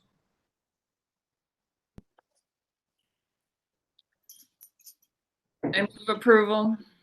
Downing. Second, Curry. We have a motion and second for approval. Further discussion. Since I have you both on the phone, Jeff and Mike, how have you found working with the townhouse code? You know, it's been interesting for us because we had the PUD for the last 14 years at Battery Park. This is actually the first time at Battery Park we've actually not utilized the existing PUD that we put in place in 2004. And I'll tell you, working with Kyle, I know he's put a lot of effort and talking to people like us to get feedback through the process. And I mean, this is a great process. I mean, I think you've defined the boundaries. It makes it simple and clear to us what to design to. And I know Jeff and I, when we got into the code for this, being that, you know, it's different than our original PUD, it set the table real easy for us to come up with this design. So I mean, I think I have nothing but positive feedback. All right, thank you. Jeff, you got any comments? Now, from a designer standpoint, you know, I think with the end product that you're getting out of some of these projects, I think is much better for the city. It's much better for the fabric. I think it's a great addition. I wish other cities would do it as well. Thanks, Jeff. Okay, call the roll, please. Bowen. Yes. Downing. Yes. Hooker. Yes. Curry. Yes. Paul. Yes. Slight. Yes. Good luck. You're Thank you. finishing up your project now. Thank you. Thank you. Okay, now we're going to go to the townhouse code revisions. And Kyle Reese is going to be presenting this. I will start. Oh, that's I'm right. going to be Go ahead. opening this up, and then I'm going to turn it over to Kyle because I want to set some context for what this is and what it isn't, because there may have been some misunderstanding about the nature of today's dialogue. As you know, the Planning Commission, as well as other interests, have wanted to explore the townhouse code that was adopted a few years ago. Obviously, when we put in these regulations, we are very clear about what our intentions are. There are scenarios where there may be unintended consequences in certain areas or perceived issues in certain communities. And of course, as a planning department and a commission, we are very open to looking and examining those. What we have been working to do, we had a meeting with the Councilman McCormick, as well as Brincatelli, who's over the Development Planning and Sustainability Committee, about some of what their concerns are, at least the concerns of Councilman McCormick and residents in the House community had illuminated. And then there was also a couple of process-related items that were articulated. I believe that Mr. Fluke and a few others that we wanted to examine. So the purpose of today was really to come back to the Planning Commission and kind of talk to you about what that examination has yielded from a staff perspective so far and get your input on those items. The other thing that I think that you're going to find with this is, we think and believe that the Townhouse Code has worked pretty well in many respects. And we wanted to pinpoint exactly those tweaks that we felt were necessary in order to perfect this. And I do want to emphasize that, obviously we are all in the business of making sure that these neighborhoods work and that they benefit the city. And there's often a couple of different perspectives when it comes to what that looks like. Obviously, there's the developer perspective. You've heard from a few with respect to their experience with it. And there's also perspective from the community side. And making sure that we have a product that is citywide in nature, that absorbs the overall goals and interests of the city expressed by our comprehensive plan, I think is very important.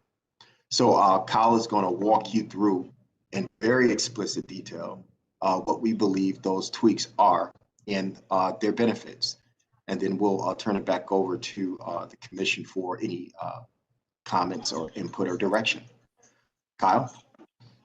Thank you, Freddie. Kyle Reese, City Planning here to walk you through some of the proposed updates. And just to be very clear for everyone that's on the call, this is just a special presentation. There's no action that's going to be taken on this today. It's just for conversation. So I would encourage anybody that has comments to make them at the appropriate time. So the goals of the update, we want to clarify some language and definitions that are just things along the way. The code's been in place for about 3 years now. And so we've gotten some feedback on some of these things and we know how to clean them up. We're going to add a new definition that talks about auto courts specifically in one other definition. And then I think the thing that everyone's really interested in hearing about is some refining of the use in a single or two family district here. So next slide, please. So a little bit of background on the Townhouse Code. Was adopted in August of 2018. We've had 25 or so projects either completed or under development that have come through the City Planning Department. And in that time and through those projects, there's been zero variance requested for any of them. So I don't know any other provision of the code that's gone 3 years without a zoning variance request that's this common. So I think that's a testament to how the code works. And I really appreciate all the comments from the developers and architects that have been on the call today so far. I'm glad to hear that. Next slide, please. So just a little bit of background about what was happening before the Townhouse Code. The new Townhouse Code was developed and implemented. I'm going to show a couple of slides here. This is not a dig at anybody who was involved in these projects. I think looking at them is important for us to recognize how far we've come, both in our focus on walkability and creating great streets, and also what the Townhouse Code has done to advance those goals that are in the citywide plan. So this was a project that was developed under the prior Townhouse Code that was originally adopted in 1995. This was code compliant when it was built. Next slide. This is another project built under the prior Townhouse Code. And again, not to take away from anybody that was involved in these projects. It's just to show what, how far we've come in terms of walkability and design. Next slide, please. Sure. So this is a project that's wrapping up under construction. This is behind the Planet Fitness on Lorraine. This is Kuiper Court, West 34th Place. These are townhouses developed under the Townhouse Code. These are 2-story units. You can kind of see all the features that are built into the Townhouse Code, the glazing that's required, the stoops, patio spaces. On the side street, you can see that there's glazing requirements there. I think Lillian had comments about Wes's project, adding some additional windows.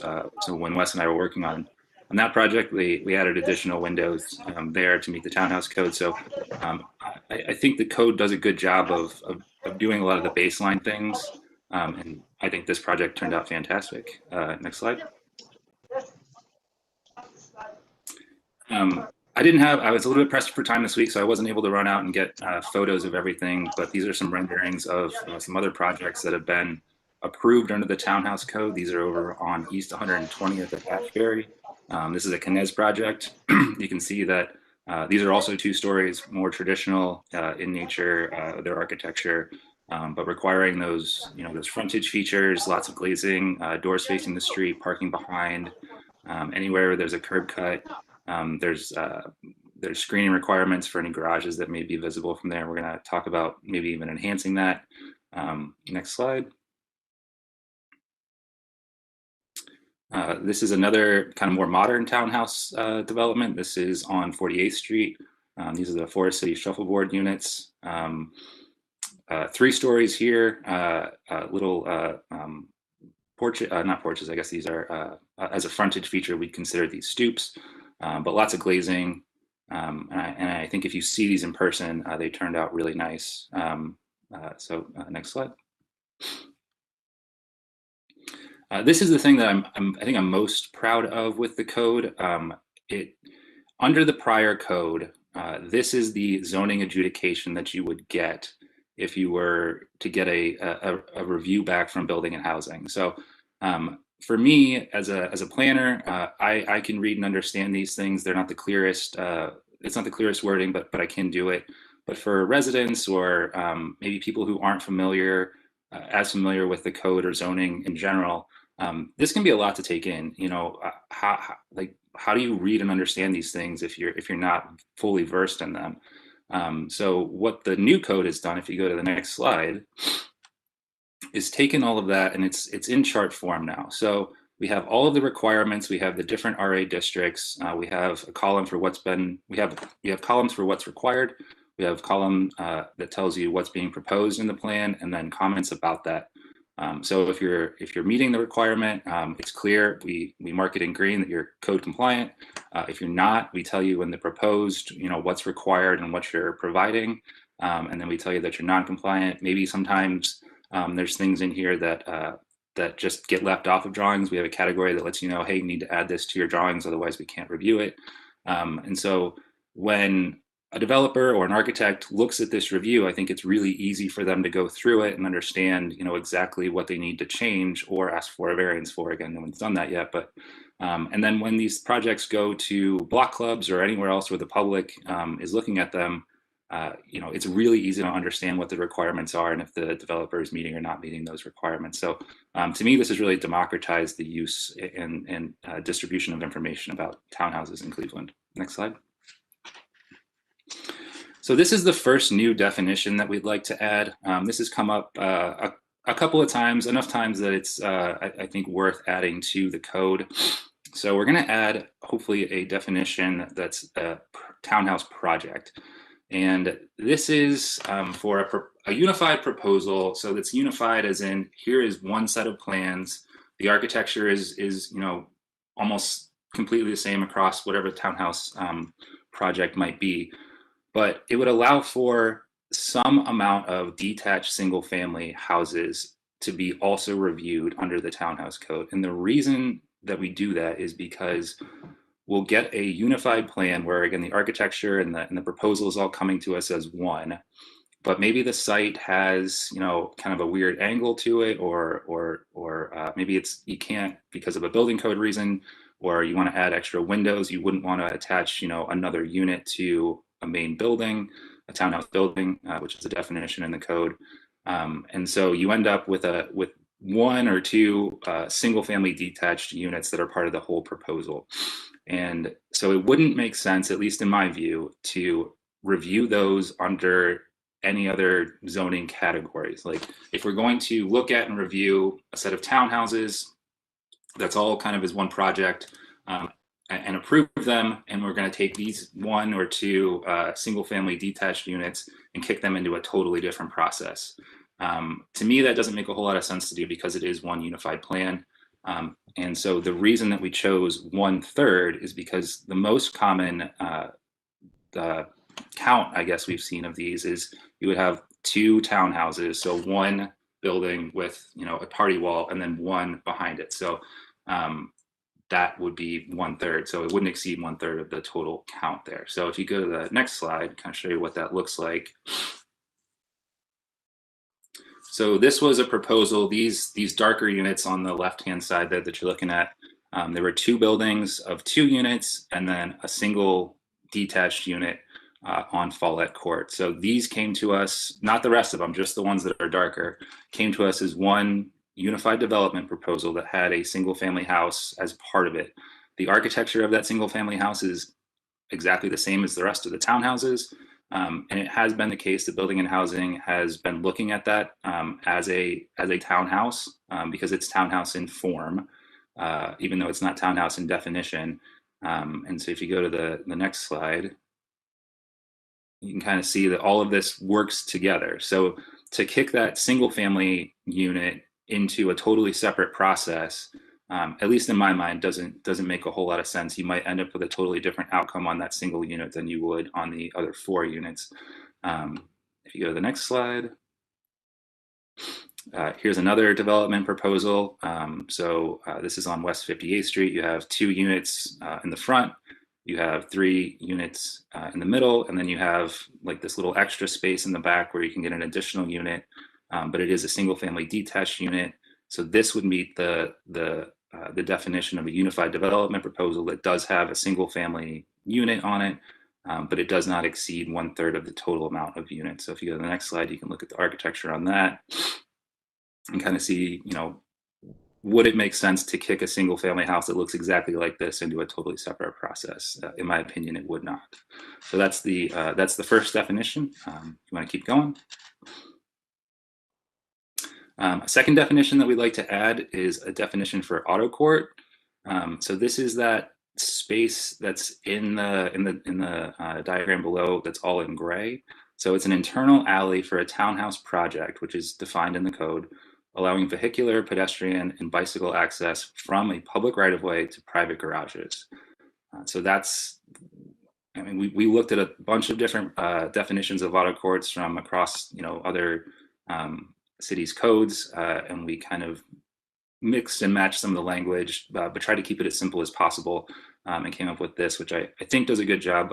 Always open to suggestions, but this is the one we were proposing today. Next slide. So here's another one. So again, it's the same idea, just that everything in gray there is what we're defining as auto court. Next slide.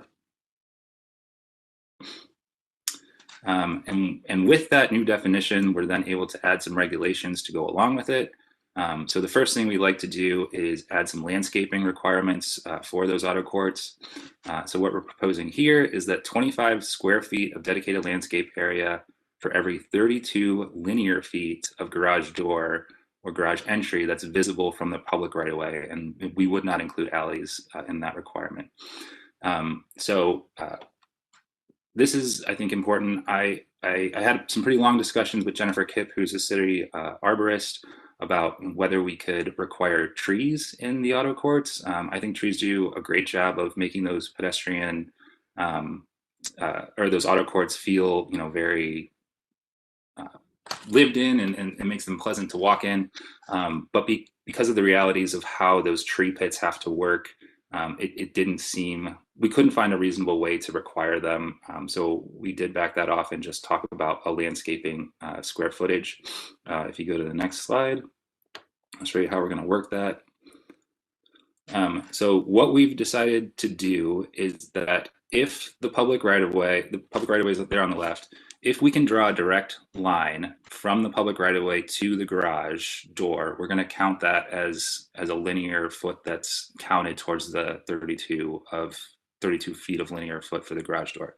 If we cannot draw a direct line from that right-of-way to the door, then we will not count that door. So those 2 green bars you're seeing there, those are garage doors that would not be counted toward that metric. So in this example, there are 7 16-foot garage doors, so that's 112 linear feet. You divide that by 32, you get 3.5.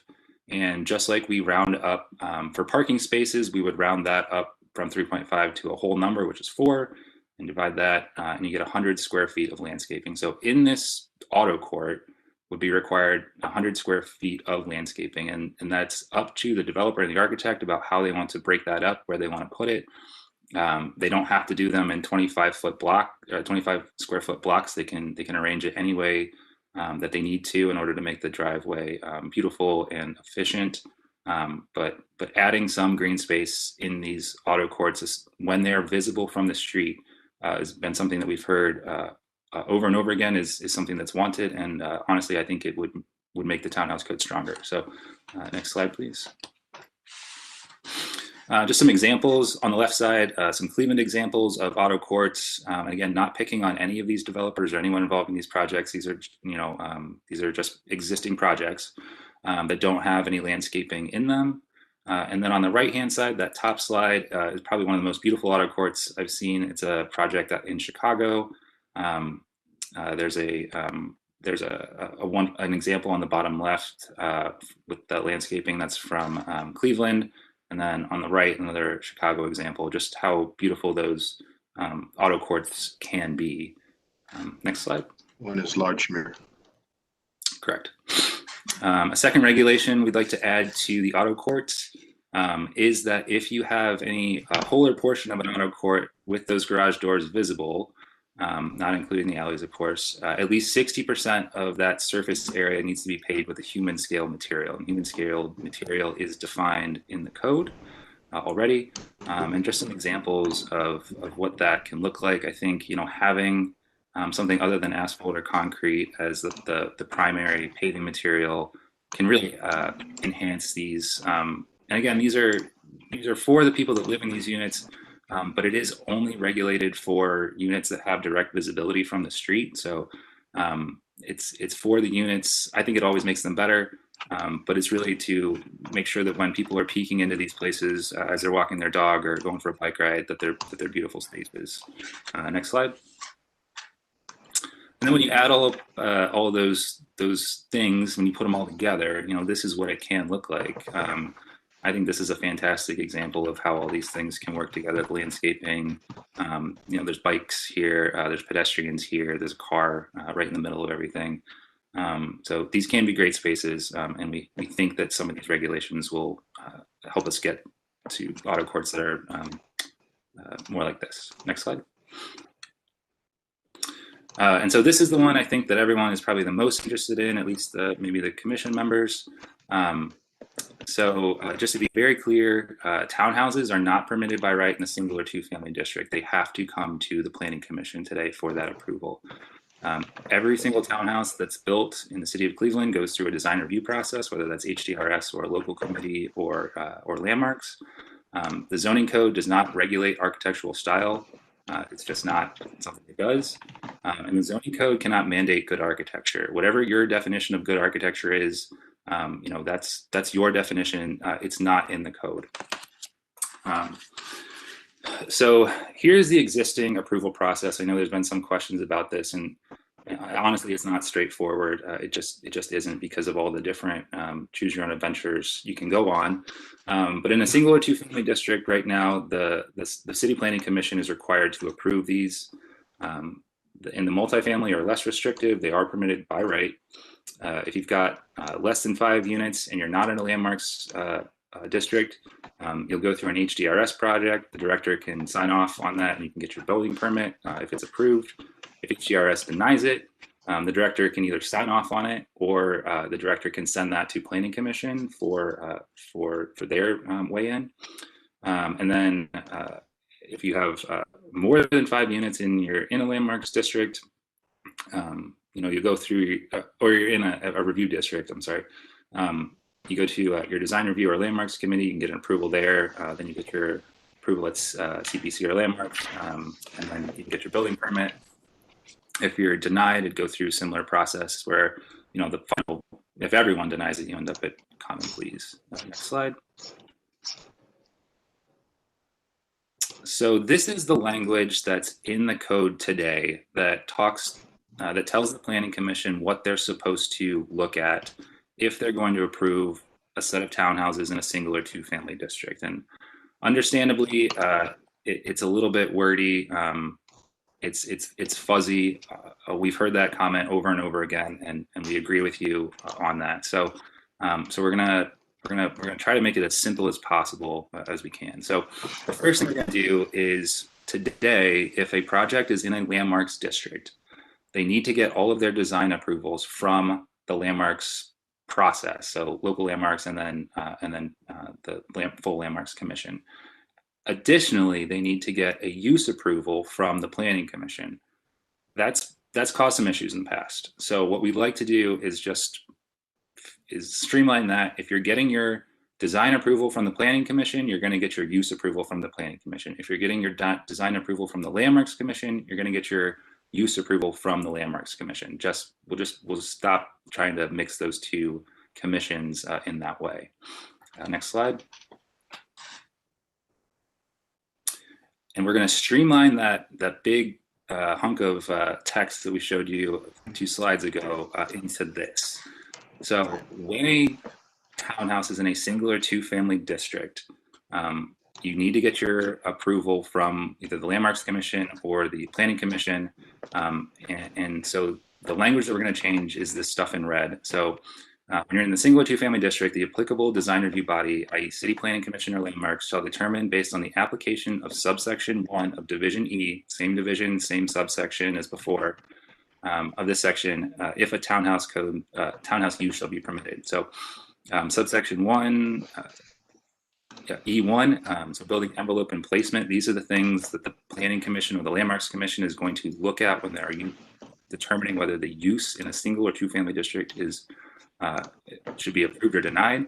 We want you to look at the height. We want you to look at the front yard setback, the roof form, and the frontage feature. These are the things that we believe are most important to setting these buildings up for compatibility in no matter what context they're in. So the height district, let's talk about that for a second. If a height district of 1 is where you're building your townhouses, the total height permitted there by code is 35 feet. However, the Planning Commission here has the authority to say 25 feet is the appropriate height, 32 feet is the appropriate height. That is what you do in order to grant these things permission to be built. The front yard setback, if you're in an RA3 district, you can go up to the lot line, so a 0-foot front yard setback in the code. However, the Planning Commission here is given the authority to say 9 feet is the correct setback or 2 feet is the correct setback. That is within the Planning Commission's authority. Same thing with roof form and same thing with frontage feature. Next slide. So talking about height, this is an example I like from Pittsburgh. These are 3-story units. They are nearly 0 lot line, but their height, when you're walking past them, you don't really feel that 3rd story as much. So you can play around with the height. The Planning Commission has the authority, if the changes are made, to push for something like this or any other configuration of height that they think is appropriate. Next slide. Front yard setback. So these are 3-story units. These have about a 10-foot setback from the sidewalk, but just as easily they could have had a 2-foot or a 0-foot setback. Planning Commission would have the ability to push and pull within those parameters of the use of the category RA 1, 2, or 3. Next slide. Roof form, again, just the roof form can be altered, to push or pull the height of this building up or down. I think this one does a good job of kind of showing how those can make the building feel. Next slide. And this is one of my favorite projects. This is in Ohio City. This is a rehab, but the Planning Commission, if the changes are made, would have the ability to say, well, front porches are really the predominant frontage feature on the street. We'd like to have full front porches.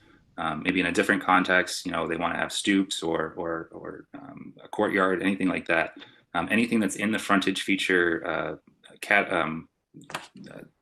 bucket list in the code, they could choose from. So so there's the ability to add compatibility by changing these 4 things. We think we can use those 4 things to make sure that the compatibility for these townhouses can fit across a wide variety of districts. Next slide. And then muse units.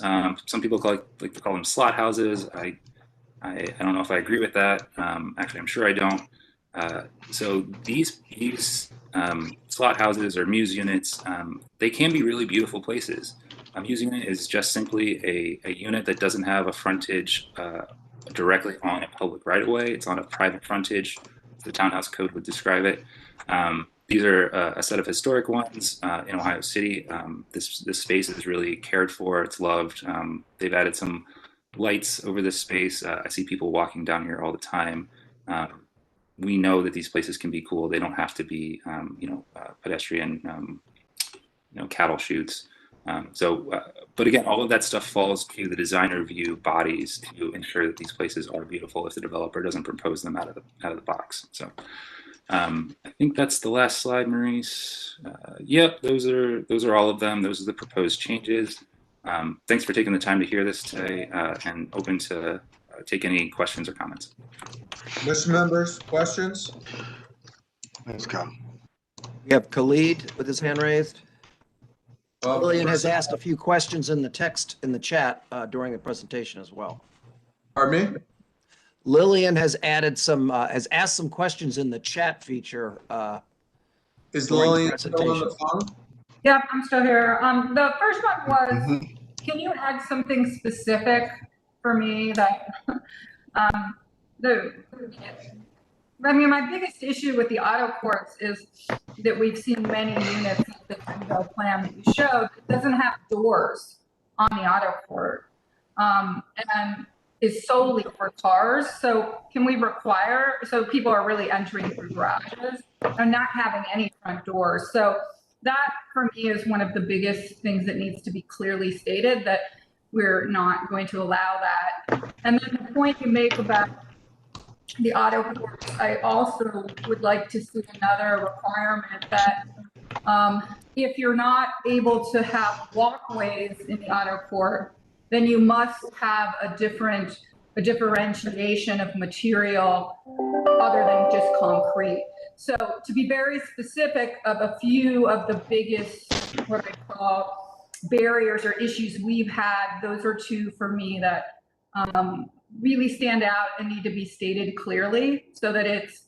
they don't come back and say we can't afford anything other than concrete, and we don't have room for walkways, and we don't have doors. So I think you have to say those clearly in this new thing. And then the second, Matt answered, but from a process point of view, I don't want to see any more site plans only coming.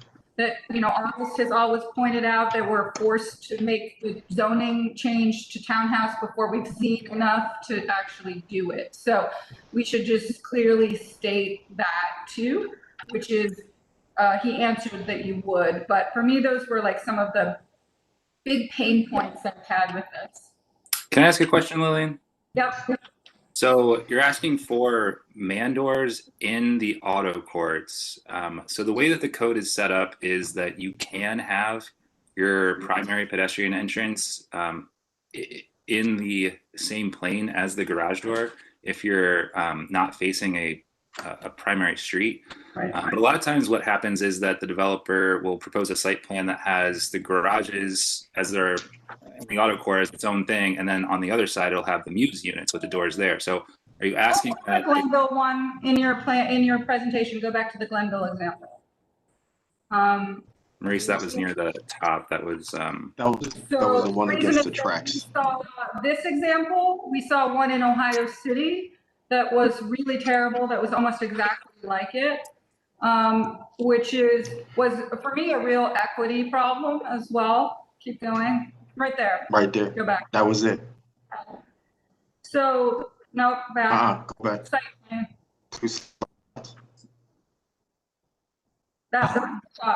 So the units on the auto court. Yep, that one. The back units did not have doors on the auto court, and the only way you entered was through a tiny walk along the railroad tracks that was very unsafe, and they had no front address. So I want this problem to be eliminated because we saw multiple examples of this. So if you live in one of the back units, you have a real safety issue and no front door, and only garage doors on the auto court. So I want to specifically find some way to state this is not you're not allowed to do this. Unless there's a street, a true alley on the other side. This is right up against the railroad tracks.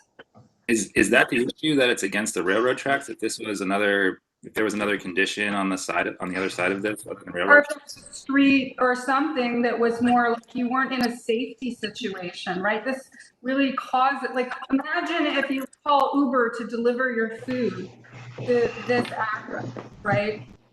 You have no front doors in the alley, and it's just not a great situation. We saw this exact problem in an Ohio City project as well. The units should actually have doors in the auto court, like you showed in most of your examples, and we should require walkways in the auto court. I have to leave. I'm sorry if I'm stepping on anyone's toes. Great job, Kyle. This was clear. I'm offering my house for you to come to, and I'll walk you through it. There are 4 units. We have private courtyards, and there's green space and service berries and gates. So it's not actually a door, but that's an example where it really worked well. So just wanted to offer that to you, sir. 8129 Euclid Avenue. You're welcome anytime. Thank you. Thanks. Peace. See you, August. Yeah, can I throw something out there? Just with respect to specificity. Even with this example, the commission still has the authority and ability to look at these various sites and their unique attributes. So even if you have townhouse. Not true. I tried. I voted no against this one. They was told that they couldn't make it work because there were so many units to add different unit types on the back, and they wouldn't do it, right? So no, we couldn't actually. Let me Actually, this one was changed too. You said This no, one- that we couldn't.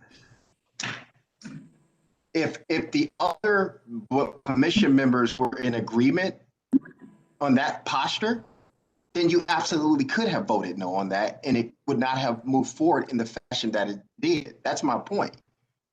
It's just that everyone was not in concurrence with you on that particular matter. My point is that it doesn't rob you of the ability to be able to look at the unique attributes of a site, and if there's concurrence, vote to do something that makes sense for that particular site condition. But of course, you have to have a vote where everyone's on board and in favor. But my point is that the specificity that you seek, trying to figure out that language, I think is going to be, that's going to be an interesting task. But I hear you. I think everything that you said with respect to the treatments and all of that stuff, and that's baked in here. But there's another layer you want to take it to. Another level, Chairman. for lack of a better word. Mr. Chairman, we do have several people that would like to speak. We have Khalid first, then Ben Trimble, then Councilman Slife, and then Matt Moss. Slife is a commission member. He gets to go first. Move to the front of the line. Okay. So just dumb questions in no particular order, probably mostly for Kyle. I guess the first one, if we're able to stay on this example, why is it because the market isn't there for it? Is it because it's not the trendy thing, or is it a zoning limitation that no one is bringing like apartment or condo buildings to these locations? Why is it always townhomes? You go across the city, like you go down Lake Avenue and there's beautiful apartment buildings, and it's at Moreland Courts and Shaker Square.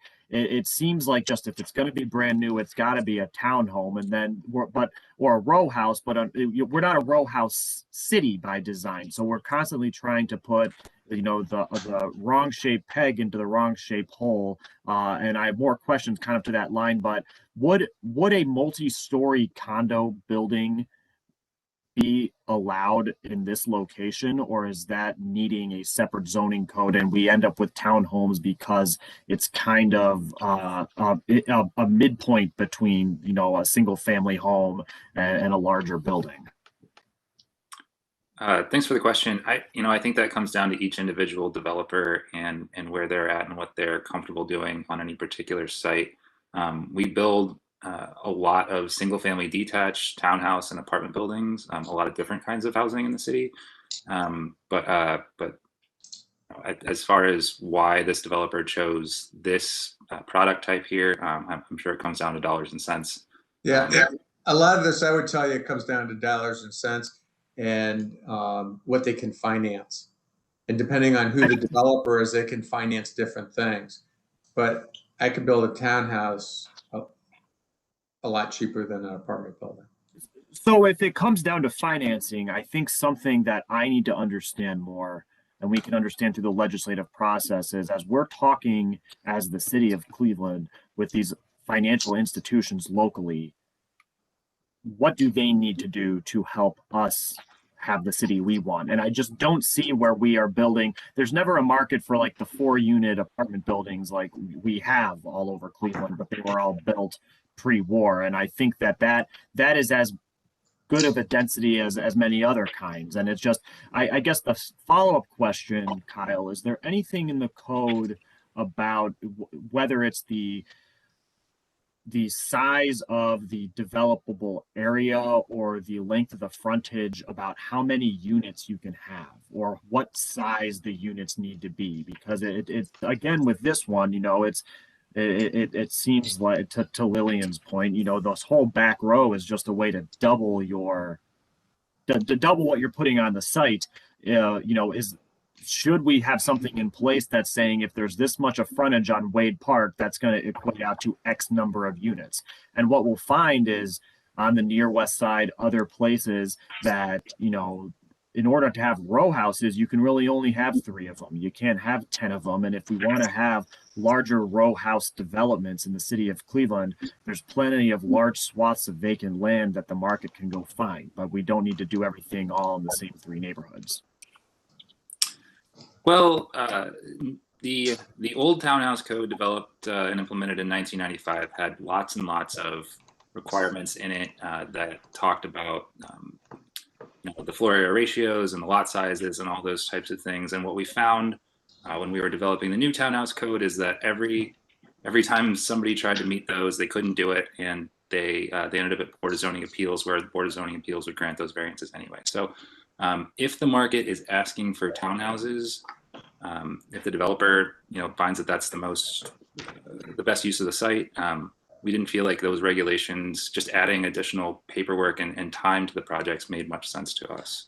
I don't know if that fully answers your question, but yeah, as I'll kind of end it here, but as a member of council that doesn't represent one of these hot growth new development neighborhoods, the thing that I constantly hear from people is, all the money goes to a couple neighborhoods and doesn't go anywhere else. And the truth is that those are private dollars. So it's not really the city of Cleveland spending money on these. It's the private market. But what we seem to be caught between this desire for density, but then realizing that the density doesn't always work in these situations, and there doesn't seem to be any. We need to come up with a better effort to show that we can push development away from where the strongest markets are and towards those outlying areas, and start to do the Richie Papernin moves of where we're building from strength. And that's not that that's not happening, but it's not happening as quickly as we'd all like. And I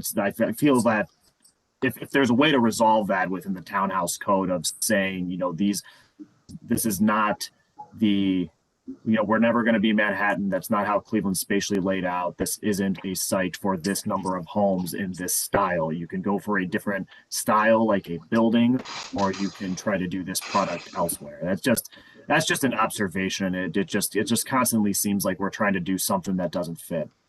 So, I appreciate all those points, and I think there's obviously the conversation to have about where density is best to be located, but the real truth of it is the site plans, if the commission or any design review body doesn't like the site plans, 99% of the time, the reason for that is because these things are laid out to accommodate cars.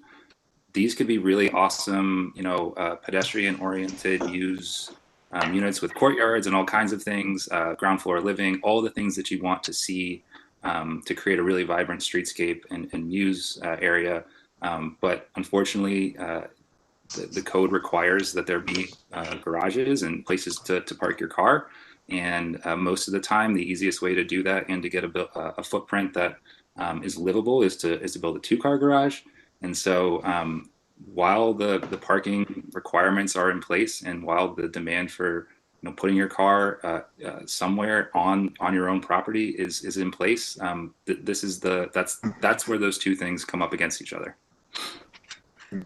Well, and I think the financial model has a lot to do with it too. So, if you have a property like this and you spent X for it, and now people think housing's, is on fire, so I can charge more money for my land that I wasn't going to do anything with. And then you throw that into the mix, and I got to get so many units because it's going to cost me X number of dollars a square foot to build it. And that's the financial model. So they put together a pro forma that shows this kind of drawing. And that's what works. And then so when you push back, and I think it's up to the commission members. They have to look at this and say, okay, this is acceptable and this isn't. And this wasn't the one that got built. Didn't they have to take some of the units off the Lakeview side? That's what I remember. Yeah. I don't know. But This was an early iteration of this. But the principle is the same that is trying to be pointed out. If I can add just really quick, Kyle, if you can go to section E in those modifications, because this speaks to what Lily and I's exchange was really about, and also speaks to what August had continually brought up in many of the dialogues that we had. So that's section E with respect to the criteria. The problem was previously that by virtue of approving the appropriateness of a townhome project in a single or 2-family district, you almost felt like you were by default approving the design. That was a point of angst, okay? Yep. This is why this language is much more specific, because these items deal with siting and massing. It deals with form. All of the accessories and everything that design would tackle, the commission still has that authority. And that's my point that I was trying to make to Lillian with respect to the appropriateness is determined by these key factors, because this gets you into the contextual conversation. The detailed design conversation is still very relevant. And you still have that opportunity. And that specificity, I think, is a lot cleaner with the language that you see here. No, that's a great point, Freddie. And we see some great designers doing some really nice work with the townhouse code. Mr. Chairman. Oh, I'm sorry. So I think it's incumbent upon us to make it easier for the designers that might struggle with a specific site. And, knowing, and this is for staff mostly, knowing what Lillian and August have to say, if someone wants to slap a bunch of front entrance doors against a factory wall that's blank, staff could say, hey, that's not going to fly at Planning Commission. But I still don't want to hurt their creativity, maybe to do something that we haven't seen before, because that's where we get to the next step in our dwellings, is to have someone think differently than we're thinking right now. And I think having some openness, and I think Freddie's right, what's written in front of us, that it's just height and it's front yard setback and it's roof forms and it's frontage features, I think that really gives them a lot of movement and design to do something truly unique. So Freddie, it's a good point. I can make one more. Let's move on to the rest of the people out there. Who else wants to make a comment? Well, they all dropped off. What do you mean they all dropped off? They all dropped off. Oh, Khalid's here. Khalid's still here. Khalid, hello, Khalid, Or he talk said to he me. was, he said he was leaving, so I'm not sure if he's actually there. Khalid. Khalid. I was, I'm not really here. I'm on another call, about to drop off. But if there's another chance to comment I think in the next commission meeting, is that correct? Yeah, I mean, Khalid, if you want to talk to someone too, you can always call me on my cell phone. Okay. Yeah, because it's just specific things that are Tremont related. I'm sure Ohio City has their things that they are wanting to address as well, and particular project. And I think overall we want a fair, we don't want a cumbersome process, right? Nobody wants that. Right. But we just want to make sure we get the outcomes that we desire. Yeah, and if you want, you can always talk to Kyle too, because he'll get it to us, or Freddie will get it to us. Or if you want to call us individually direct, that's fine. I always pick up my phone. Okay, thanks. All right, Dave. All right, buddy. Have a good one. We did have Mr. Trimble, but he seems to have logged off, and we do have Matt Moss that's waiting to speak. Matt, speak to me. Yeah, thank you, Mr. Chairman. I just wanted to add to Kyle's presentation and the conversation about auto courts. I think, we saw an example earlier this morning with the Siam lot split, where we had a project where that could have been a townhouse project with an internal auto court and townhomes surrounding or somehow laid out in that site. And, that I think is an example of a project where we have enough space, physical space, to create a really great experience for pedestrians and drivers and anyone visiting that location. And the Wade Park or the Lakeview project is another example of a project where there's I think the physical constraints of the site require a discussion of trade-offs in terms of what experiences are then being created versus density. And so I think we've seen projects in Ohio City specifically and also in Fremont where there's a trade-off between getting a certain number of units or maximizing the number of units, which has financial benefit to the developer, of course, and also benefit to the city in terms of adding more people and more residences. And I think figuring out how we can dial in that trade-off the code is always going to be a challenge. And I think that's at some level always going to be incumbent upon our design review process to make sure that that is being done in the appropriate context and also in the right way. And I think we should have, more direct conversations with developers, with architects, and at the design review meetings when that trade-off is being done appropriately. If a site like the one we saw in the presentation, for example, if it's a choice between maximizing units or doing fewer units, but then creating a shared space, what is the benefit that we should strive for in that example, and how can that best be balanced? Right. Good point. Anyone else? I'm hungry. Let's go to lunch. Freddie, do you got a director's report?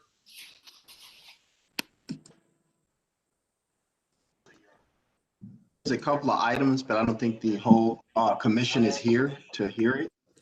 All the important I would ones like are to.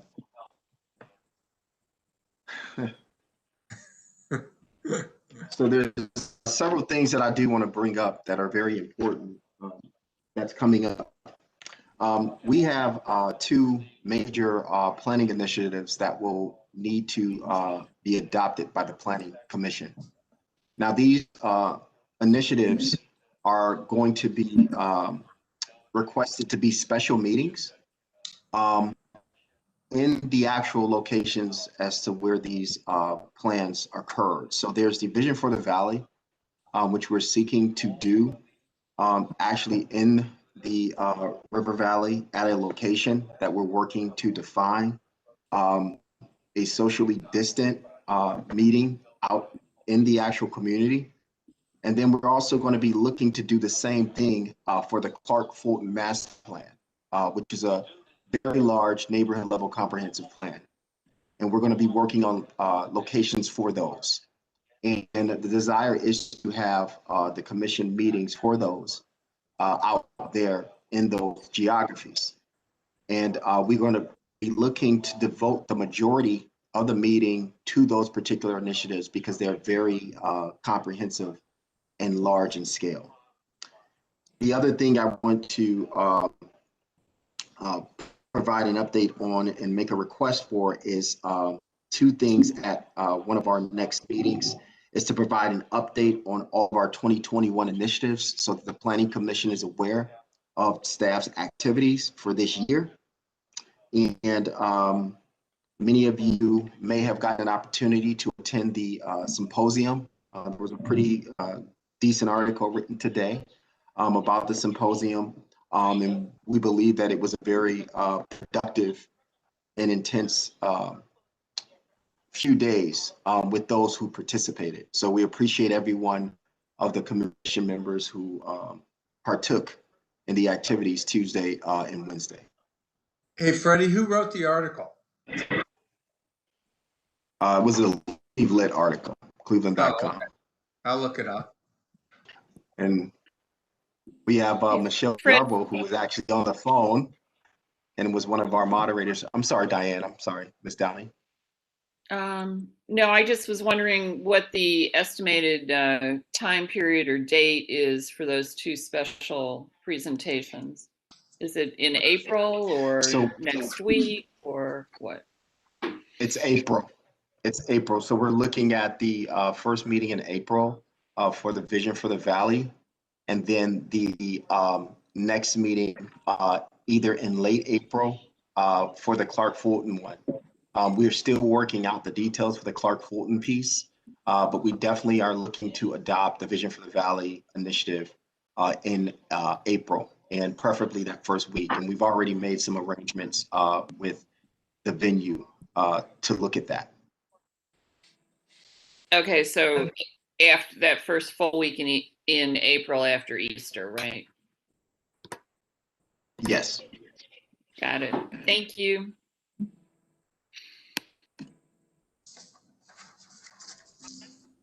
Okay. Hey, Freddie. That's all I got, Mr. Chair. Freddie, I just want to tell you, you did a beautiful job. You really added to that symposium. Appreciate that. And I just want to thank Councilman Slife, Brinkatelli, and the city council members who actually participated in that. I think the conversations were very rich because I believe in part you were hearing from people who do a lot of work.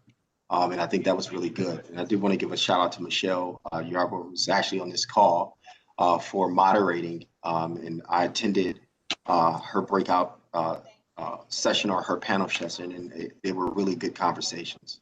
I don't know if you want to comment at all, Michelle.